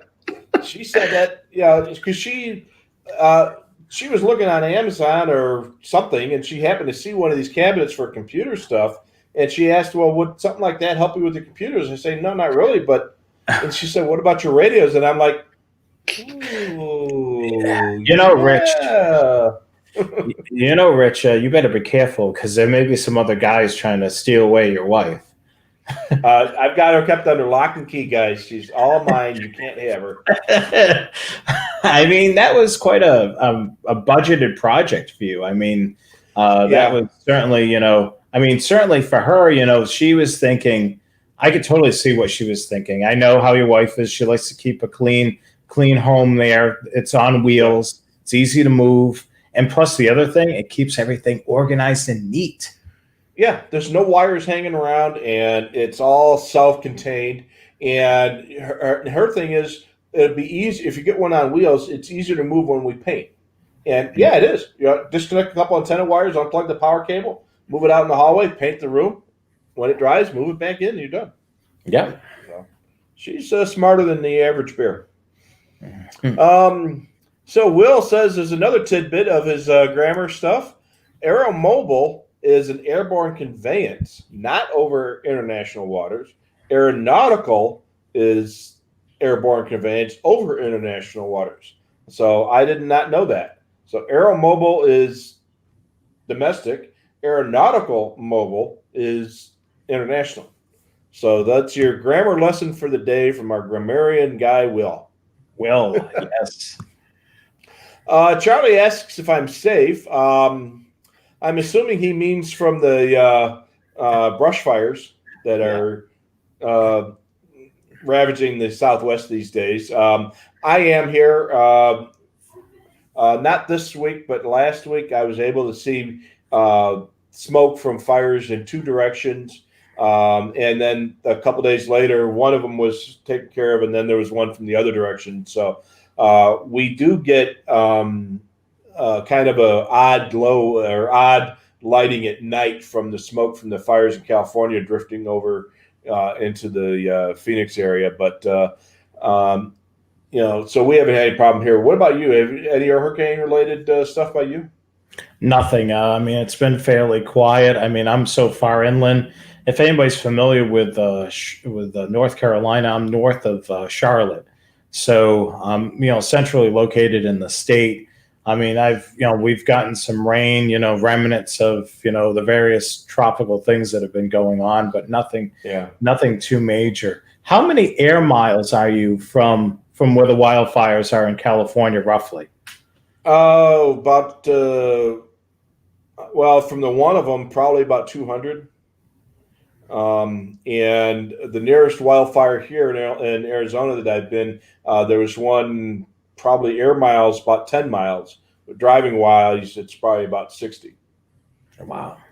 Yeah. So those are relatively small compared to the ones in California. But the nearest ones in California have been a couple hundred miles away. I don't know, 120 miles from the California state line, and some of them were just over. So. Wow. I'm actually 200 miles away from Death Valley, which was 130 degrees last week. And it was only 11 degrees warmer than it was at my house. It was 119 that day. So wow. But we're used to it. Reg is in the Dallas metro area. He's got a 436, and he listens to some P25 stuff in Louisville, and mostly police, fire, and EMS. Would he benefit from an SDS 100? So his big thing is simulcast. So if there is simulcast there, yes, you would benefit from it. If you're not seeing any issues reception wise on your 436, then you're still okay. But if you're noticing issues with reception, very well could be simulcast. And if you're not too sure how to check that, give us a call. At our 1-800 number, Rich will be able to pull it up on Radio Reference and take a look at it. And then, you can, if you're having some reception issues, you can describe that to us over the phone and see if it sounds like simulcast issues. Yeah, we'll be able to help you with that. But if it's working, hey, go, stick with it. So, if not everywhere that uses digital simulcast has digital simulcast issues. Where I'm at, I live so far out in the desert that even though it's simulcast, I only hear one tower or the other, so I really don't have that problem. But as soon as I head into town, forget it. Yeah, there's just a lot of simulcast issues I get. Yeah, you got it. All right, so Pat says it's handy to have a bunch of radios if you're monitoring both trunked and conventional systems. So, yeah. Yes, Pat, that's a good point, too. So if you're monitoring, a trunk system and there's a ton of talk groups on there that you're listening to, you may want to dedicate that radio just to that trunk system. Yeah. Back at my old house, when I lived in Illinois, I had a couple of radios set up specifically for fire tone out on some of the fire channels. And when they started moving over to trunking, I had a radio dedicated to the trunking system, and then other radios dedicated just to specific conventional channels. So it helped having a couple radios there. Oh, here's a good one. Yeah. So, Kat must live in New York City or close to it.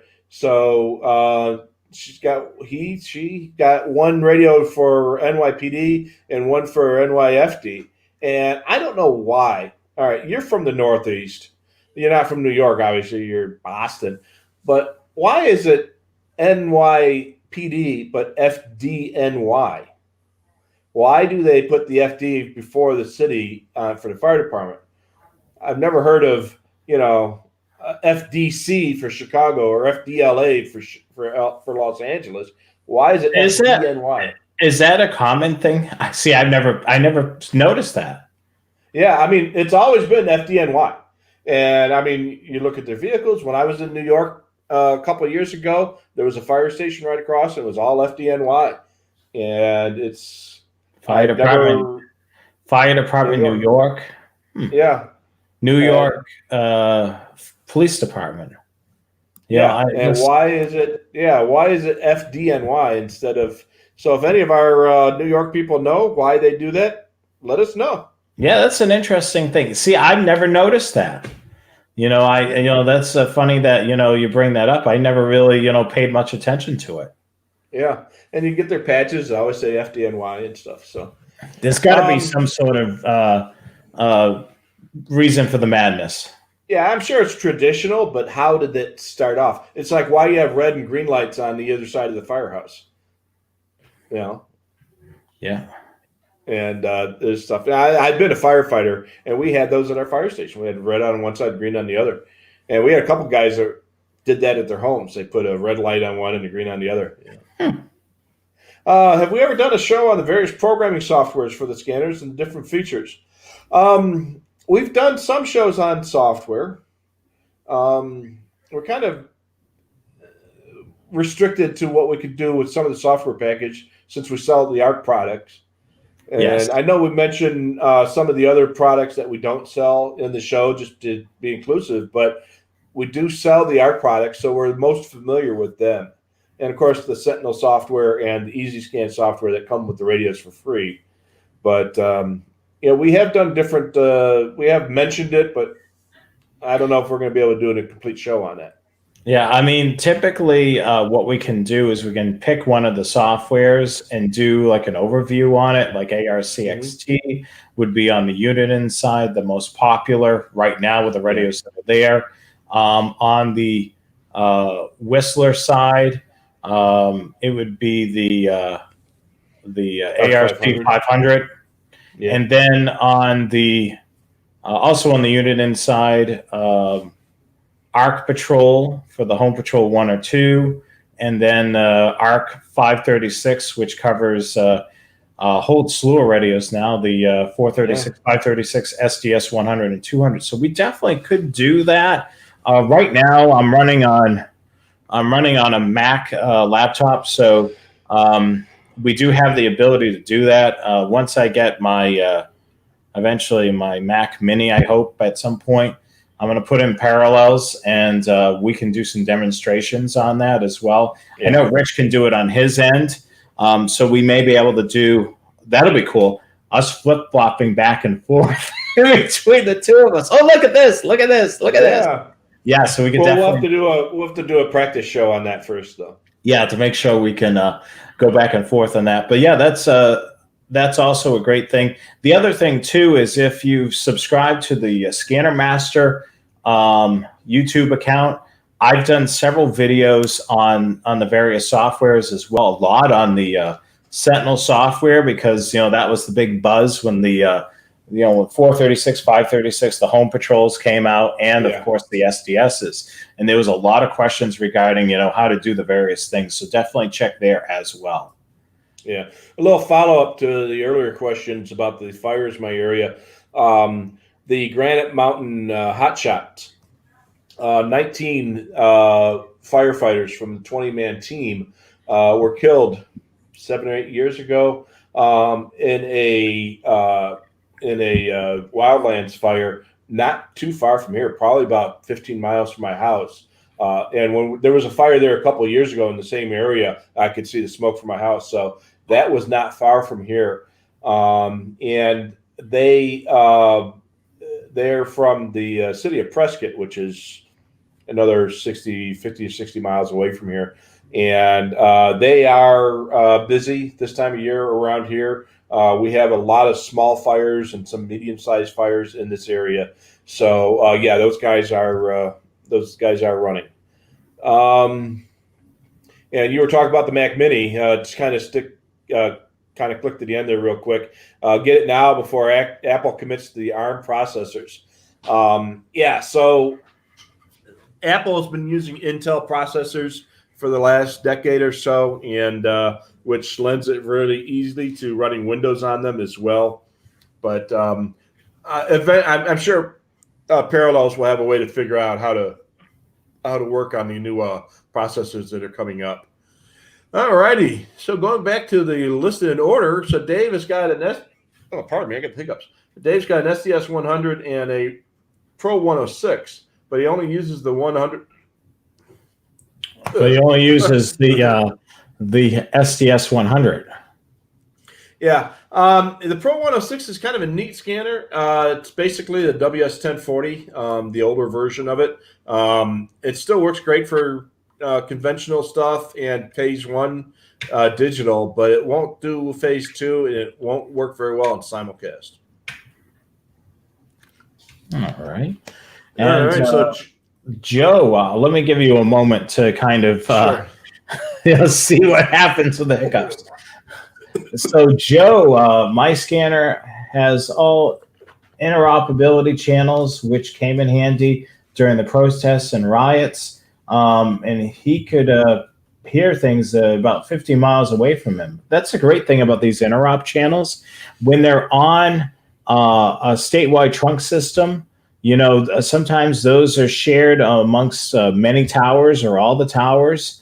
So definitely interop channels. We mentioned that in a couple of shows about, when you're monitoring, incidents such as things like that, to have the interop channels at least programmed into the radio somewhere or a favorites list. So when things happen like this, it's a few keystrokes on your radio and you can turn on those interop channels and monitor the activity that's going on. Yeah, absolutely. And if you have the ability, you might even want to dedicate one radio to interop channels and just kind of leave that going. And when it starts chirping, something big is going down. Yeah, I mean, the great thing if you're from Massachusetts, the statewide trunk system has some interops channels. There's one good channel that you can monitor all the time, which is called Statewide. And the State Police Air Wing, they have several helicopters that they have stationed in various locations. If you monitor that statewide talk group, that's where the helicopters get dispatched. So that'll kind of tip you off that they're looking for assistance in a certain part of the state for an incident. And you'll get tipped off on that channel. And then if you're within close proximity of that area where they're going to, you can start listening to what's going on. Yeah, absolutely. Yeah, a lot of states have either interop channels that are statewide or interop talk groups if they've got a statewide trunking system.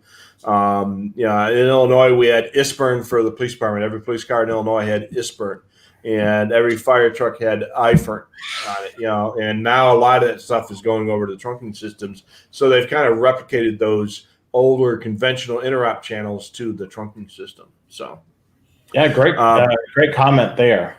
Yeah. Bob did confirm it is the Pro Football Hall of Fame in Canton, Ohio. And if I recall my geography correctly, that's southeast of Cleveland area. And have you the Rock and Roll Hall of Fame is up in Cleveland, which is not that far from Canton. Yeah, that's another place I want to go to. I mean, there's tons of places that are on my bucket list that I want to go to. I need to do a lot of traveling. Yeah. Last time I was went through Cleveland, I didn't get a chance to stop at the Hall of Fame, the Rock and Roll Hall of Fame. I really wanted to, but I just didn't have time at the time. So, let's see here. Stephanie's in New Orleans. I knew you were in Louisiana because you were talking about the parish. Louisiana is the only state in the country that has parishes versus counties. And it's always fun when somebody calls them and say, "Yeah, I want to listen to my parish sheriff's office." So I said, "So which parish in Louisiana are you in?" And they're like, Oh, you know, I'm from Louisiana. Yeah. The second they mention Louisiana, that's the thing I switch over. Hey, what parish are you in? And and like it's the same reaction. They're always impressed. Oh, you know that everybody says, county. I'm like, no, we know. And what's the only other state in the country that doesn't have counties? You quizzed me on this before. Was it Alaska? Yeah. Bingo. Yeah. Alaska's got boroughs instead of counties. So, and there are a couple states that have counties but don't have county government. Connecticut has got counties for geographical purposes, but there's no such thing as a county sheriff in Connecticut anymore. They've abolished the county governments, and I think they've abolished a bunch of the counties in Massachusetts as well. The sheriff's office, anyway, or combine them with the other operations. Plymouth County Sheriff is alive and well. I'm not too sure. You know, I know Rhode Island doesn't have, as far as I know, Rhode Island doesn't have any county level anything. You know, for whether it be sheriff or fire. I mean, the state's so small anyway. You know, it take 45 minutes and you can drive right across it. Yeah, it takes you that long. Yeah. Well, I mean, 45 minutes to go across my county out here. Yeah. So, you can drive for 3 hours and not leave my county. Of course, sometimes it'll take 3 hours just to get across town, but that's so we were talking about the hurricanes and wildfires. So we get wildfires, you get hurricanes. Yeah, and this is the comment about the batteries, the AA batteries, Costco, BJ's, Sam's Club. That's where you can buy your 48 count battery thing. Yeah. About once a year or so, I'll go to Sam's Club or Costco and I'll buy that big box of Duracells, and that'll last me about a year. And I don't, and if you take a look inside my scanners, I've got whatever. Just don't show your phone number again. I've got Sam's Club alkalins in my, because that's the last ones I bought. I don't mess around with rechargeable batteries. I'm not that kind of a guy. I just recently got a Sam's Club member. We're going off topic. Hey, why not? How do you like their batteries? They're fine. I've not had a problem. I've not been able to notice any real difference between them and Duracells, and they're quite a bit cheaper.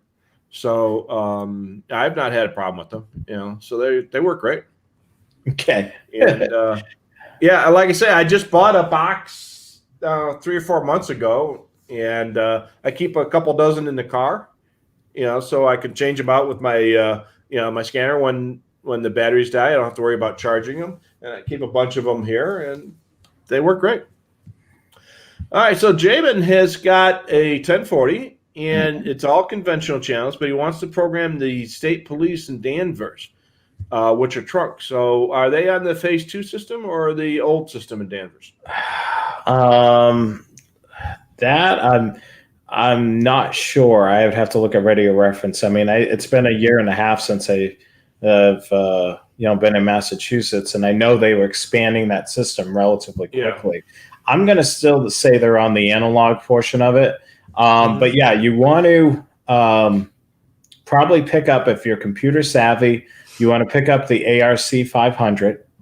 And then also you want to take a look at markscanners.com. You want to get some background on the memory structure of that radio. It's object orientated. So you can assign, you can create a trunk system. And then, of course, you can put the talk groups all over the radio. It just needs to associate itself with that particular trunk system. It's a crazy, cool structure that GRE came up with back in the day. And Whistler, of course, took it upon themselves, to continue that going on with the 1040. But you can literally divide up the talk groups amongst all the scan lists, which are 20 in that particular radio. Never mind the V folders. So I'm not going to get into that right now. But I mean, you literally can divide up the programming. Those talk groups have to be associated with that trunk system. You can put some of the talk groups in scan list 1, some of them in scan list 2, and then you can mix and match. So you can have, various talk groups from various systems. You're associating those talk groups to the scan lists that you want them in. So memory structure, definitely key. That's why Mark scanners. The other option, if it's way over your head, send it into Scanner Master. We can program it for you as well. Absolutely. So one of the things I try to tell people is you can say scan list number 1 for police and number 2 for fire and number 3 for public works. And then number 4, you can assign all of them at the same time or pick and choose specific ones. And you can duplicate channels in different scan lists if you want. So now the one thing with the WS1040 is it's a phase 1 only scanner. And the new system in Massachusetts, it's phase 2 capable. And I know in the Worcester area, or Worcester, as we like to say. Oh, by the way, I talked to a lady in Worcester, Maryland, the other day. And that's how it's pronounced? Worcester. Yeah, they actually pronounce all the letters like we do in Chicago. So anyway, so if you're in the Worcester area in Massachusetts, they are using phase 2 for the city of Worcester, but the state police are still operating phase 1. But eventually that thing's going to go phase 2. So you might want to start thinking of upgrading your WS1040 to a newer phase 2 capable scanner. Yeah, but for now, definitely look at the programming on that. I just really wish, I mean, we've talked about this a dozen times already. I really wish that Whistler would come out with a brand new 1040 and 1065 that's phase 2 capable. I wish they, a new version of that. I hope they do, because some people just don't like the way the TRXs operate. And it would be nice to have a phase 2 capable object-oriented programming scanner. So Dave is in Longmont, Colorado, which is north of Denver, I think. And he's got a lot of wildfire activity there, and there's a lot of traffic related to the evacuations and the firefighting there. So, that's a big. There's a lot to listen to when you're in an area with big fires. It's not only the firefighting operations, but there's a lot of aviation stuff going on for water drops. There's coordination of evacuation zones and everything else, and securing the burned out areas. And there might be a lot of federal activity going on if there's involving federal lands or federal mutual aid. And the scanners are going to be hopping during a fire situation.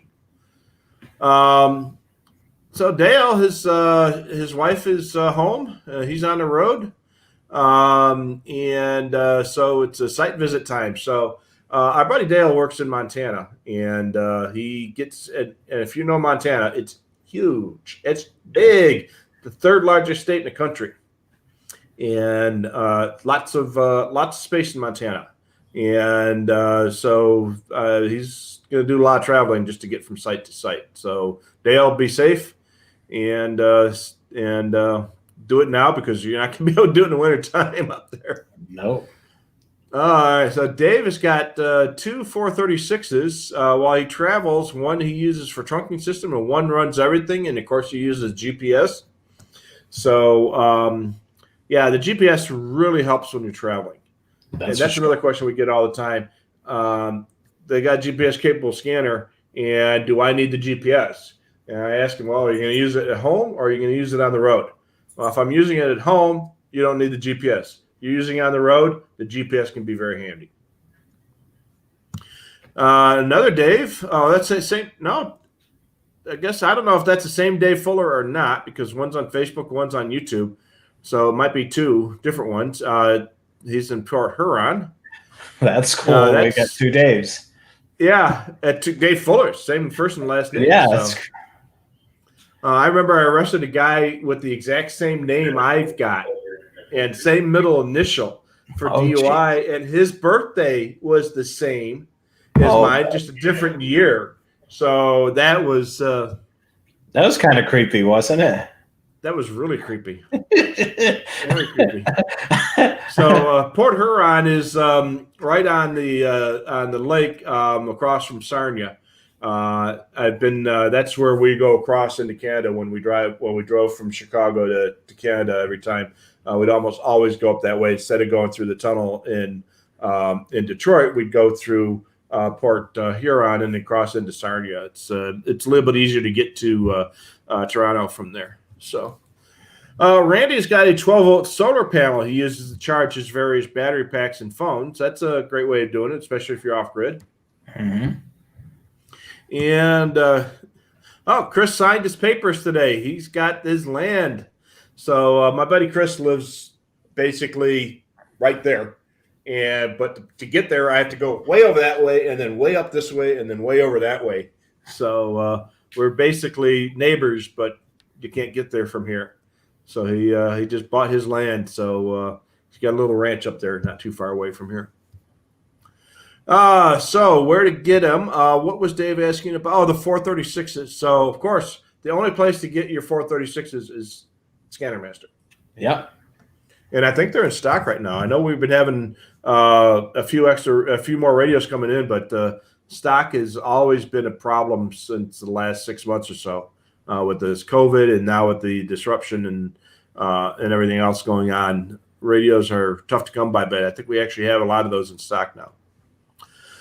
So Pollock, we were talking about New Orleans or down Louisiana. Dave, so this Dave is in New Orleans. So there's a Michigan Dave and a Dave, New Orleans and a Louisiana Dave. So Pollock is in Southwest Louisiana, so he's right there. So keep your head on a swivel and be safe there because you're about to get smacked with Laura. Grant Parrish. Okay, so we got that. All righty. All right, so the Austin Ferret. You're familiar with the Ferret, aren't you? Yes, I owned one. Works great. It's a really good all-band antenna. It's huge. It's 8 feet tall. It's in a fiberglass cylinder. Yeah, that's even taller than I am. It's a big antenna. Works great. When the railroads were wideband versus narrowband, I was living in Middleborough, Massachusetts. That was the first time I got a Ferret. And I was able to hear the dispatcher communicating to one of the trains in Connecticut. And that's quite a distance. It was a really good antenna, works really well. I certainly recommend it. May not be the best for simulcast just because it's going to perform really well. Works well on VHF, UHF. Even on the 800 megahertz, works really well. It's a great all-band antenna. It does have a big price tag, and it's also a really tall antenna. So you have to make sure that you have the space for it. And if you're going to spend that money, don't go cheap on the coax. Invest in the LMR 400 because, your antenna is only as good as the coax leading up to it. Right. And the Austin Ferret also has an end connector at the base. So when you buy the LMR 400, make sure it's got an end connector on the antenna end so that you don't have to use an adapter. And you're right. LMR 400 is the best one if you're going to spend $350 on an antenna, spend a couple extra dollars and get the better coax. That's for sure. And the other thing too is when you buy a Ferret, we have them, but they are drop shipped. So it does take a couple extra days to get to you sometimes. So just be aware of that. And sometimes people get confused because they'll order the antenna and the coax and some accessories, and they'll come and then the accessories and the coax will arrive, or the accessories will arrive on one day, and then they'll call and say, well, my antenna never showed up. And then the antenna shows up the next day. Where's my coax? Oh, that's coming from the other warehouse. So sometimes they get shipped 3 times. So I'm not too sure if Stephanie's still watching since we answered her question. She did have a follow-up question. If it skips the encryption, she had the question about the split in half with the encryption on the mobile unit side and the clear for the dispatch. Yes, it'll still pick up the dispatcher depending on how many things you have programmed into your scanner, because you got to think of your scanner. It cycles through everything over and over and over again. So let's say you don't have a lot of things programmed into it. It's going to stop down on the channel for a half second, sees it's encrypted, then it's going to scan again, and then as quickly as they communicate, you'll pick up the dispatcher responding, replying, I should say. Yeah, absolutely. So, like I say, if your scanner that it skips it, you will hear the voice when it's not encrypted. That's good. All righty. So the TRX has got a toggle on the global menu where you can turn on, you can have it skip the encryption or not. So that's a good thing to know. So on the TRX1 and the TRX2 for that matter, if you go into the menu and then settings, and then you have global settings, and you can turn on the encryption skip. So that way you can have the radio stop on an encrypted channel. Obviously, you're not going to hear the content. You're just going to hear the noise or the blah, blah, blah, blah, blah, blah, blah, stuff. But you won't hear the actual content. But you can have the radio skip the encryption. So that's good to know. Again, we're more familiar with the day-to-day operations on the Unidens because we deal with them a lot more often. And sometimes we don't have all the details, and we have to look it up sometimes for the whistlers. Well, that's I love the my whistlers scanners, but we're just more familiar with the Unidens. That's a good thing to be able to have that on the TRX1. So if you wanted to see how much activity there was on an encrypted channel, you'd be able to hear the nonsense on there. That should be something that if they do come out with a new 1040 and a 1065, that should be an option they should include with that radio as well. Yeah, absolutely. So Abe has got a question about the SDS 100s. When they're going to be updated with the new firmware to fix the analog frequencies. So this is something I've heard some people talk about. I've not really noticed much of a problem on the analog stuff. On some of the very early firmware versions, I had some UHF issues with my SDSs, but with the later firmware, they seem to work pretty much on par with the 436 and the 536 on analog channels. You're always going to have some variance between individual radios. I mean, I got two 536s sitting right next to each other. The bottom one is much better on VHF. The top one is better on 800. So they're almost identical radios. I mean, the serial number is like 10 numbers apart. So, but they're always coming out with newer versions of the firmware. And if they can identify a specific cause or issue, they will come up with a new firmware version. But I haven't noticed much problem with the analog channels on the SDSs. Have you? No, I mean when I was in Massachusetts, I used the WS, not the WS, the SDS 100 quite a bit, and I didn't have any issues whatsoever. On the SDS 200, I used that some in Massachusetts when I was testing that, and then a vast majority of my operation was down here in the Carolinas. It works really well in digital. The other thing too, I noticed on the railroads, being analog, works really well on there as well.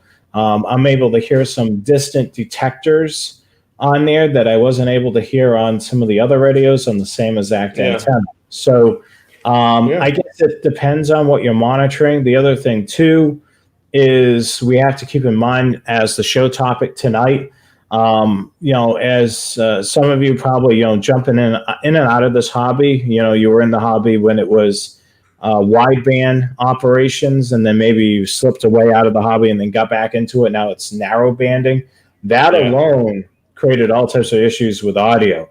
No matter what scanner you're going to be monitoring, when they switched from wide to narrow, there's definitely an audio quality thing. It kind of drives me nuts. I remember one of the towns I would monitor quite a bit growing up, and then when I moved away from there, I could hear it crystal clear. It was Lakeville, Massachusetts.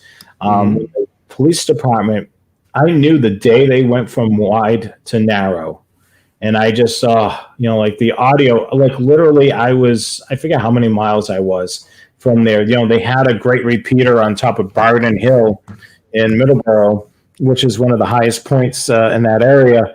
And I felt like I was in the dispatch center when they were in wide. The second they went to narrow, it had that noise, and it's just like, ugh. But I mean, that could be part of it as well. But these radios, these newer radios, have better audio quality on the narrow because they've done some stuff with that as well. Right.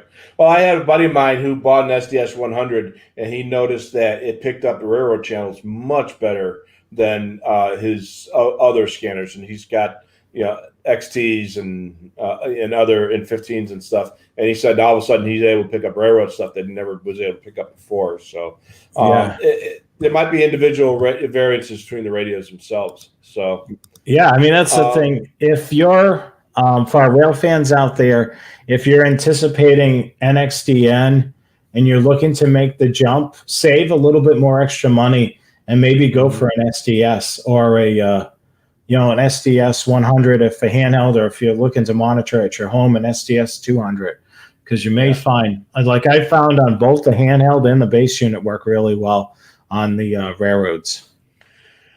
All right, Glenn writes that the TRX and the older Whistler 1095, 1098s and the 668 allowed you to mute encryption. So that's not just the TRX. So apparently some of the older GRE and Radio Shack scanners made by GRE will allow you to do that as well. So that's a great feature. Mike writes, if Nextel had 6 time slots, how many time slots does Tetra have? I don't know. Good question. I don't know. If somebody knows, let us know, and we will we'll mention it. So, and apparently that feature about the encryption blocking does extend to any of the easy scan controlled scanners, which are the TRXs, the WS 1095s and 1098s, et cetera, et cetera. So go down here. Checking in from Edgemont, South Dakota, other side of the country. Yeah, that's a nice part of the country up there. I love it up there. So Brian, his Medforce helicopter still uses Pro Voice. I didn't realize. Oh, you know what? I bet you they're on Raycom. Raycom is a huge EDEX trunking system throughout the Midwest, Western Illinois, most of Iowa, good chunks of Nebraska, and stuff. It's this big, huge, wide area trunking system. A lot of public safety agencies are on it. It was all EDEX based, so there's some Pro Voice on it. So I'll bet you they're using Raycom. That system is starting to be converted over to P25, if I'm not mistaken. But that Raycom is huge in Western Illinois and most of Iowa, parts of Nebraska and Minnesota, and I would imagine into the Dakotas as well. So Steve is checking in from Jersey. Todd got his ham license in 1997. He hasn't upgraded yet. He's still a tech. 97, he was probably a no-code tech. I think it was the late 80s that they went to no-code for techs. I got my license just before they did the no-code stuff, but and I passed the code test, but just barely. I couldn't send my name to save my life right now. So. Shiley says hello. Blackhawk Lincoln is in San Diego. He's one of our regulars. Yes, Jim, we have talked about having Danny from Distant Signal on our train show. We've talked about having him on his show too. So yeah, I mean, he's done a lot of videos, even just on monitoring railroads. Just the understanding of that. So definitely, he's going to be on our list. There are several people that we're considering for our Train Aficionado Live show that are railroad related, whether it be in the model train. As you can see, my empty board, which I need to start working on. Model trains we'll cover there. We'll cover museums. We'll cover rail fanning. We'll cover transit that's on rails. I mean, there's going to be. That's why we're dedicating a show strictly to rail fanning and trains, just because there's so many topics and there's so many things. And we're going to start off with doing it once a month, as you can see here on the slide. September the 7th, 8 p.m. Eastern Time, 5 p.m. Pacific. It'll be live on Train Aficionado's YouTube account. So make sure, if you're a rail fan, go over there and subscribe after the show, and make sure you join us on that Monday, and it'll be the first Monday of the month. And if you like trains, go to YouTube and look up Distant Signal is his name of Danny's YouTube channel. The guy has got he's a professional pronunciator, as one guy I used to listen to said. But obviously he's been in broadcast for years. He's very, very good. He's a very good speaker, and he's very intelligent about railroading in his area. And he does great videos. And his editing is top notch, professional videos, and they're extremely interesting. And I could watch his videos all night long. It's good stuff. Let's see here. Master Chef Season 10. I assume that's a cooking show. I think they're just poking a little fun at us. We're in Season 2 of the Scanner Guys, so I mean, I can't even boil water, so So that would have to be. I can order pizza with the best of them, though. Yeah, I'm sure you can do it. You can do it and come hot. Yeah.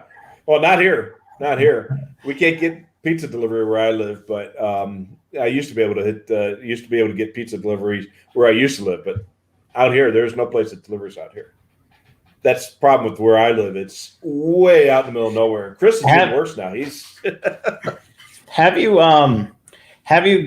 purchased? Oh my! We're going off topic again. Have you purchased the pizza crust, from the store, and then do your pizza on the grill? Have you tried doing that? I have done frozen pizzas on the grill, but I've never. My wife used to make pizza herself, from scratch. But lately, we've been buying frozen, and we'll do that on the grill. Yeah, so that actually works pretty well. I was at the local Dollar Tree store. Do you guys have those out there?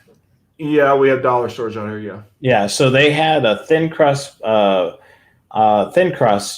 just for pizza, and so we were trying to come up with a dinner option, for this week, and so we picked up the pizza crust, and I said, what I'll do is I'll throw it on the grill. So we put our toppings on it, throw it on the grill. Let the grill warm up a little bit. Came out fantastic. So that's definitely a real great way. And I'm sure with the frozen pizzas, it comes out really good on the grill as well. Yeah, it does.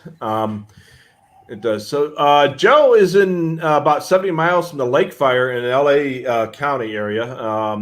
So keep your head up there, Joe, so we don't lose you. Chris asks, where am I in Arizona that we can hear the golf course? Well, the golf course is right there. So we have, I live in a golf course community, and it's right there. So I can hear them.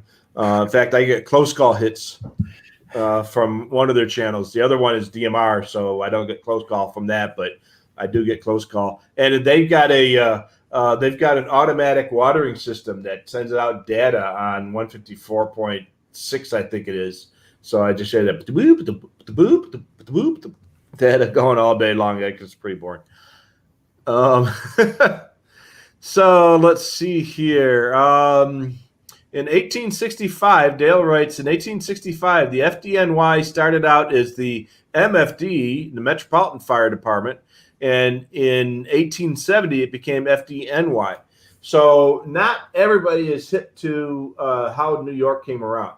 And we could probably spend an entire evening talking about this, but New York used to be several different cities.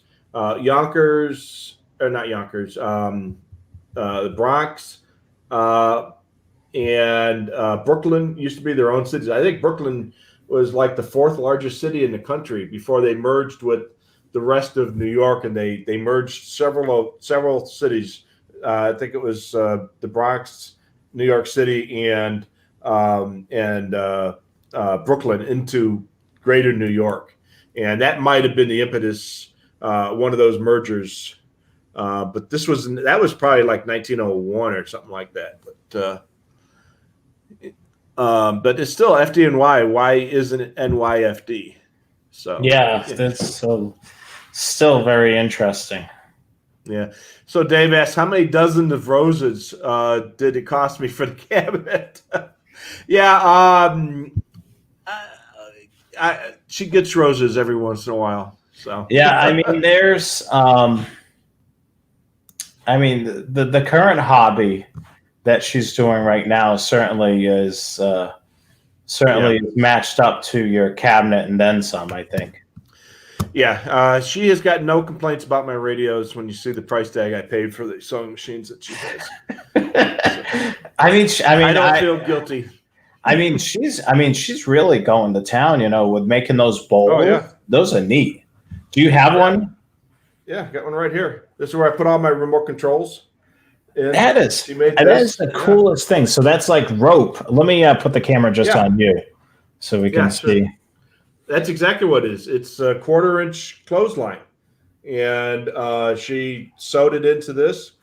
Look, is it? Oh, something caught on there. But yeah, it's 1/4-inch clothesline, then she dyes it. So wow, that is got cool. Another one here. This one dyed a little bit gray, and again, it starts off as white, and then she dyes it and comes out different colors. So yeah, this is what I use for my thumb drives. So and then she makes coasters too. So again, this is her latest thing, making things out of rope. I know I've asked you this off air. Has she thought of doing an Etsy after, at some point? And yeah, but then it wouldn't be fun anymore. So she just, I get it. So she just, now she's on the kick of these bowls, I noticed. So she'll move on to something else. Yep. Yeah. So, like I say, she enjoys it, and, happy wife, happy life. That's for sure. I mean, you're doing this 6 hours each stage. She's got to have some sort of project to do. Yeah, exactly. And I work from home, so, she knows not to bother me while I'm working, and I don't bother her when she's sewing. Yeah. Until I'm hungry. So Joe's got a Unication G4, and he dedicates that to his regional trunking system. It does very well with simulcast. So we used to sell the Unication products, and then when we started selling the SDSs, the Unication sales dropped dramatically because now there's consumer type scanners that will work almost as well as the Unications will. But they're great radios. I mean, I've got one. I use it my G5 a lot, but it's just not as flexible as a scanner is. So Chris mentions that the sheriff in Massachusetts doesn't do any law enforcement. It's just doing paper service and prisoner transport. That's right. Yeah. So, but they have, I know for Plymouth County, I went on a tour of their facility. They take part in a lot of regional dispatching, and they've kind of oversee a lot of the things for the department, such as the interop channels. So they play a huge role in a lot of things. That's for sure. Yeah. So yeah, Chris says it takes 45 minutes to get from where I'm at to where he's at. So yeah, that's and like I say, we're 5 miles apart, but it takes us 45 minutes to get there because you just can't get hit from here. So let's see here. Corey says, asking you, is there any railroad action on your layout? He hasn't seen one train since you've tuned in. Yeah, I have DCC on my layout. Currently, I just have to start building buildings. I have. I saw you look over further. It's like almost like a ghost in there. Oh, I'm trying to see if I've got any. I have one or two model locomotives, but they're not here. I don't know where they're at right now. Like there is, I have 2 locomotives in the engine house. When we moved here, I had to do some track work on there, and then I've, got the DCC working properly. So I got to just start building buildings. I've slowly started collecting things for scenery. I usually when I was in Massachusetts, go to the Springfield show. I'm hoping, with this COVID stuff finally wraps up, I'll have to fly out there and still go to that show, make a weekend of it. I occasionally went, I went a ton of times with my dad. I went once with my buddy Will. I've taken my wife a couple of times there. So yeah, I mean, it's a great train show. I've done a couple of train shows down here before COVID happened, and I was able to pick up some things there. But it's an N scale layout, so it's not HO scale. So it's a lot more difficult to find buildings and such, because HO scale is the primary scale for model trains. But I like N because I can fit a lot more in a smaller space. Yeah. My dad was a huge model railroader, and he went from HO to N when he moved into the new house, just because the amount he could fit twice as much stuff in the same amount of space. So yeah, I'll have to run this when we're live at some point. All righty. So Pat asks if there's a difference between Hytera XPT and DMR. So there are some different flavors of DMR. Moto Turbo is Motorola's version of DMR, and Hytera XPT is a different version of DMR. For the most part, it's compatible, but there are certain features that are exclusive to Hytera and to Motorola Turbo that, so you can buy DMR radios from a lot of different people, but Hytera has got some features that are exclusive to them, and the same thing with Motorola. So while on a scanner, it's going to be pretty much the same. You may not be able to use a mixture of Motorola and Hytera radios, or Motorola and Kenwood radios, or whoever else makes DMR, depending on the feature set that your system uses. Let's see here. Would be a good time to call support. We talked about that earlier. Don't call right at 10, because we're usually busy and you might be on hold for 15 or 20 minutes. If you try calling a little bit later than that, you should be good. Yeah, well, I could also give Rich's personal number. Oh, yeah, sure. It's absolutely. Area code 602. No, just kidding. All right, so Todd asks, Todd asks, do we know any aftermarket displays for the 796D? I don't know of anybody who's done anything like that. I mean, you can use virtual control with ARC, ARC 250. That would work with that on a computer or a tablet running Windows, but I don't know of anybody who's made any type of an aftermarket display for 796. It doesn't have a port to support that anyway. So give a shout out to my buddy George. Haven't seen you in a couple of years, but he's one of my Chicago guys. All right, here's a good question for you. Dave asks, where exactly is the Horseshoe Curve in Pennsylvania? It's right on tracks, isn't it? Yeah, take a look at this right here. The reason why it's called a horseshoe is, as you can see on the map there, it makes the shape of a horseshoe, as you can see with the little red marker is. It's, it's because of the mountainous terrain. So it's trying to get around this. You have the reservoir here, which is right here, which you can see from the Horseshoe Curve. And then the trains will round the curve and they'll keep going west. So this is going in the western direction. This here is going in the eastern direction. And let me pull up the other tab. I was ready for this. See, Rich? Yes, so it's just outside of Pittsburgh. Pittsburgh, Pennsylvania, and there's where the Horseshoe Curve is. It's right outside of Altoona, Pennsylvania. So this is, if I blow this out a little bit more, you'll be able to see the whole state of Pennsylvania. There's Allentown and Philadelphia. So it's almost halfway between Pittsburgh and Philly. Yeah. So that's where the Horseshoe Curve is. And then we'll probably definitely on our rail fanning show, this will be one of the hot topics that we talk about. Like if you visit trainaficionado.com, you'll be able to see, if you're a rail fan, I have a tracks side guide for rail fanning Altoona, Pennsylvania, and it also includes the Horseshoe Curve, and shows photo examples at each one of these spots. This was something really fun that I put together. Here's the photos from the Horseshoe Curve. The address is here. It's typically open from April to November. You have to pay to go up there, but it's well worth it. Every rail fan should do that. And then if you're into trains, the great thing about it is there's tons of places along the way to be able to go rail fan in the area. So, you can go to points east and west of the curve. And depending on how fast that train's going, you can do a decent chase without having to break speed limits, depending on how slow it's going.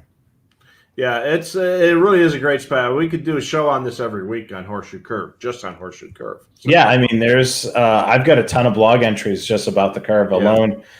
So definitely, it's in Pennsylvania, as we can see right here, and that's why it's called the Horseshoe Curve, because it looks like a horseshoe. Yep, absolutely, and they do that so they can gain elevation, because trains can't go up mountains like that. They have to. They have a certain limit as to the amount of grade they can climb and still maintain their operation. So they use that curve to help get around the side of the edge of the mountain and climb or come down the other direction. So it's a fascinating place, and I've been there several times. You've been there a million times, and we've been there together too. So yeah, and you can see the mountainous terrain. Let me just pull up this again. If you're traveling on this Highway 22 and run parallel to the railroad tracks, when you look over here, you'll be able to see how high the train is up here, running along this route. So that's pretty neat to be able to see as well. Yeah, it's some pretty good mountain territory there. So, all righty. So Chris says we should make masks like our T-shirts. So we should have scanner guide masks for the COVID stuff, since looks like the masks are going to be a thing for a while yet. So, maybe we consider that. Does our T-shirt company do masks? I would have to look. I mean, that's something that we could certainly consider. If the demand is out there, we certainly can do that as well. Yeah. And we're thinking about doing baseball caps too. So yeah, I mean, that's all right. So have you ever seen Rod Stewart's model railroad layout? Yes, I've seen photos of it. It's phenomenal. I mean, the detail alone is crazy. Yeah. I mean, definitely. I mean, he certainly doesn't have any issues money-wise, so he's able to do it. And I don't know how he finds the time. He must be when he's not touring. He just works on that. Yeah, he probably works a month out of a year to record an album and then do a few concerts, and then the rest of the time he's out doing his railroads.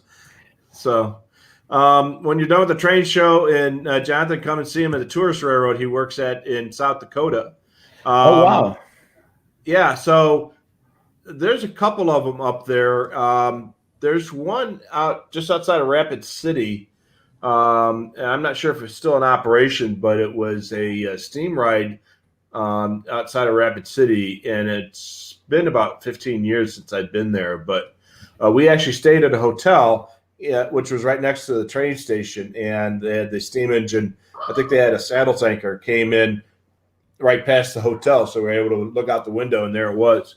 But there's a couple other tourist railroads in South Dakota, so that's pretty cool. Yeah, there's the looks like the 1880 train, just from a Google search, and then the Black Hills Central Railroad. Yeah, Black Hills Central, I think, is what it was. Yeah. Yeah, that's and then there's other places. Looks like those are the two. And then there's the South Dakota State Railroad Museum. So I haven't been out that way, but I would love to do that. At some point, if we end up making money off of this YouTube thing, we could do the scanner guys remote, and we could do the Train Aficionado show on location. On location, yeah, and write it off too. So it's a great way to do that. So Dale reminds us that the 780 had a remote head kit from us here at Scanner Master. I actually had one of those, and and put together, and it was a lot of work, and it was very expensive even for me because I had to pay for it, but I got a little bit of a discount, but not much. But the remote head kit costs every bit as much, if not more, than the scanner itself. But it was the only way to get a remote head kit, and it was that kit that made the RH96 a reality on the next generation of scanners, the BCT 15s and 996s. So I had one of those, and basically what you did is you took a 780 or a 785. I think mine was on a 796 actually, and you take you unscrew a bunch of stuff and you unplug a bunch of ribbon connectors, and you got to do some soldering. And it came with a faceplate for the box for the radio that had a RJ45 jack on it, and then it had a back plate for the actual physical head with another RJ45 on it, and you could connect the two with a piece of network cable, and the darn thing worked. It took me several hours of work to put it together, but the thing worked, and I put the head on the top of my dashboard on my whatever vehicle I had at the time, and I put the radio itself someplace else because I didn't have room to put the scanner. But again, you used your existing radio and you took it apart and made the head out of it. So, okay, so the 1880 town and the 1880 train is still going. That's good. Yep, very good. Another late guy, a little late to the party, Max, but you're in New Zealand. We'll give you a pass on that. I got some friends who live in southern New Zealand, and they used to be my neighbors in Illinois, and then they moved to New Zealand. She's from there, so yeah, they love it down there. Beautiful, beautiful country. Yeah, and it looks like he found us through the Scanner School. That is great. We love Phil over at the Scanner School. He will be a regular guest on the show, so we're looking forward to having him on as regularly as possible, and we're so happy that you found us. Yeah, absolutely. So, Wally Mopar must be a Dodge fan checking in, and John says a great show. So that's where we're at, guys. Yeah, we are 2.5 hours in. Yeah, 2.5 hours in. According to the live ticker, it's 2 hours and 36 minutes and 40 seconds right now. Yeah. We just want to remind you, next week's show, if you guys are looking forward to next week's show, make sure you tune in. We are going to be fun with the scanner guys. So there's going to be some topics that we don't typically have time to cover, or a topic that we don't dedicate to, this not big enough to dedicate to one show. We'll talk about various things. We'll do a lot of answering questions from you guys as well. We'll even have probably we'll set Rich up so he's able to share his screen using Parallels. So if somebody's got a question about software, we can load that up and show that off as well. So we'll do a lot of stuff like that. So it's basically a show that doesn't have a general topic, but wherever you guys take it. Dale just said, enjoy the rest of August. See you in September. Yep, you will. So next week's show, fun with the scanner guys, and it's September 2nd. 8 p.m. Eastern Time, 5 p.m. Pacific. As always, the Scanner Guys are brought to you by Scanner Master.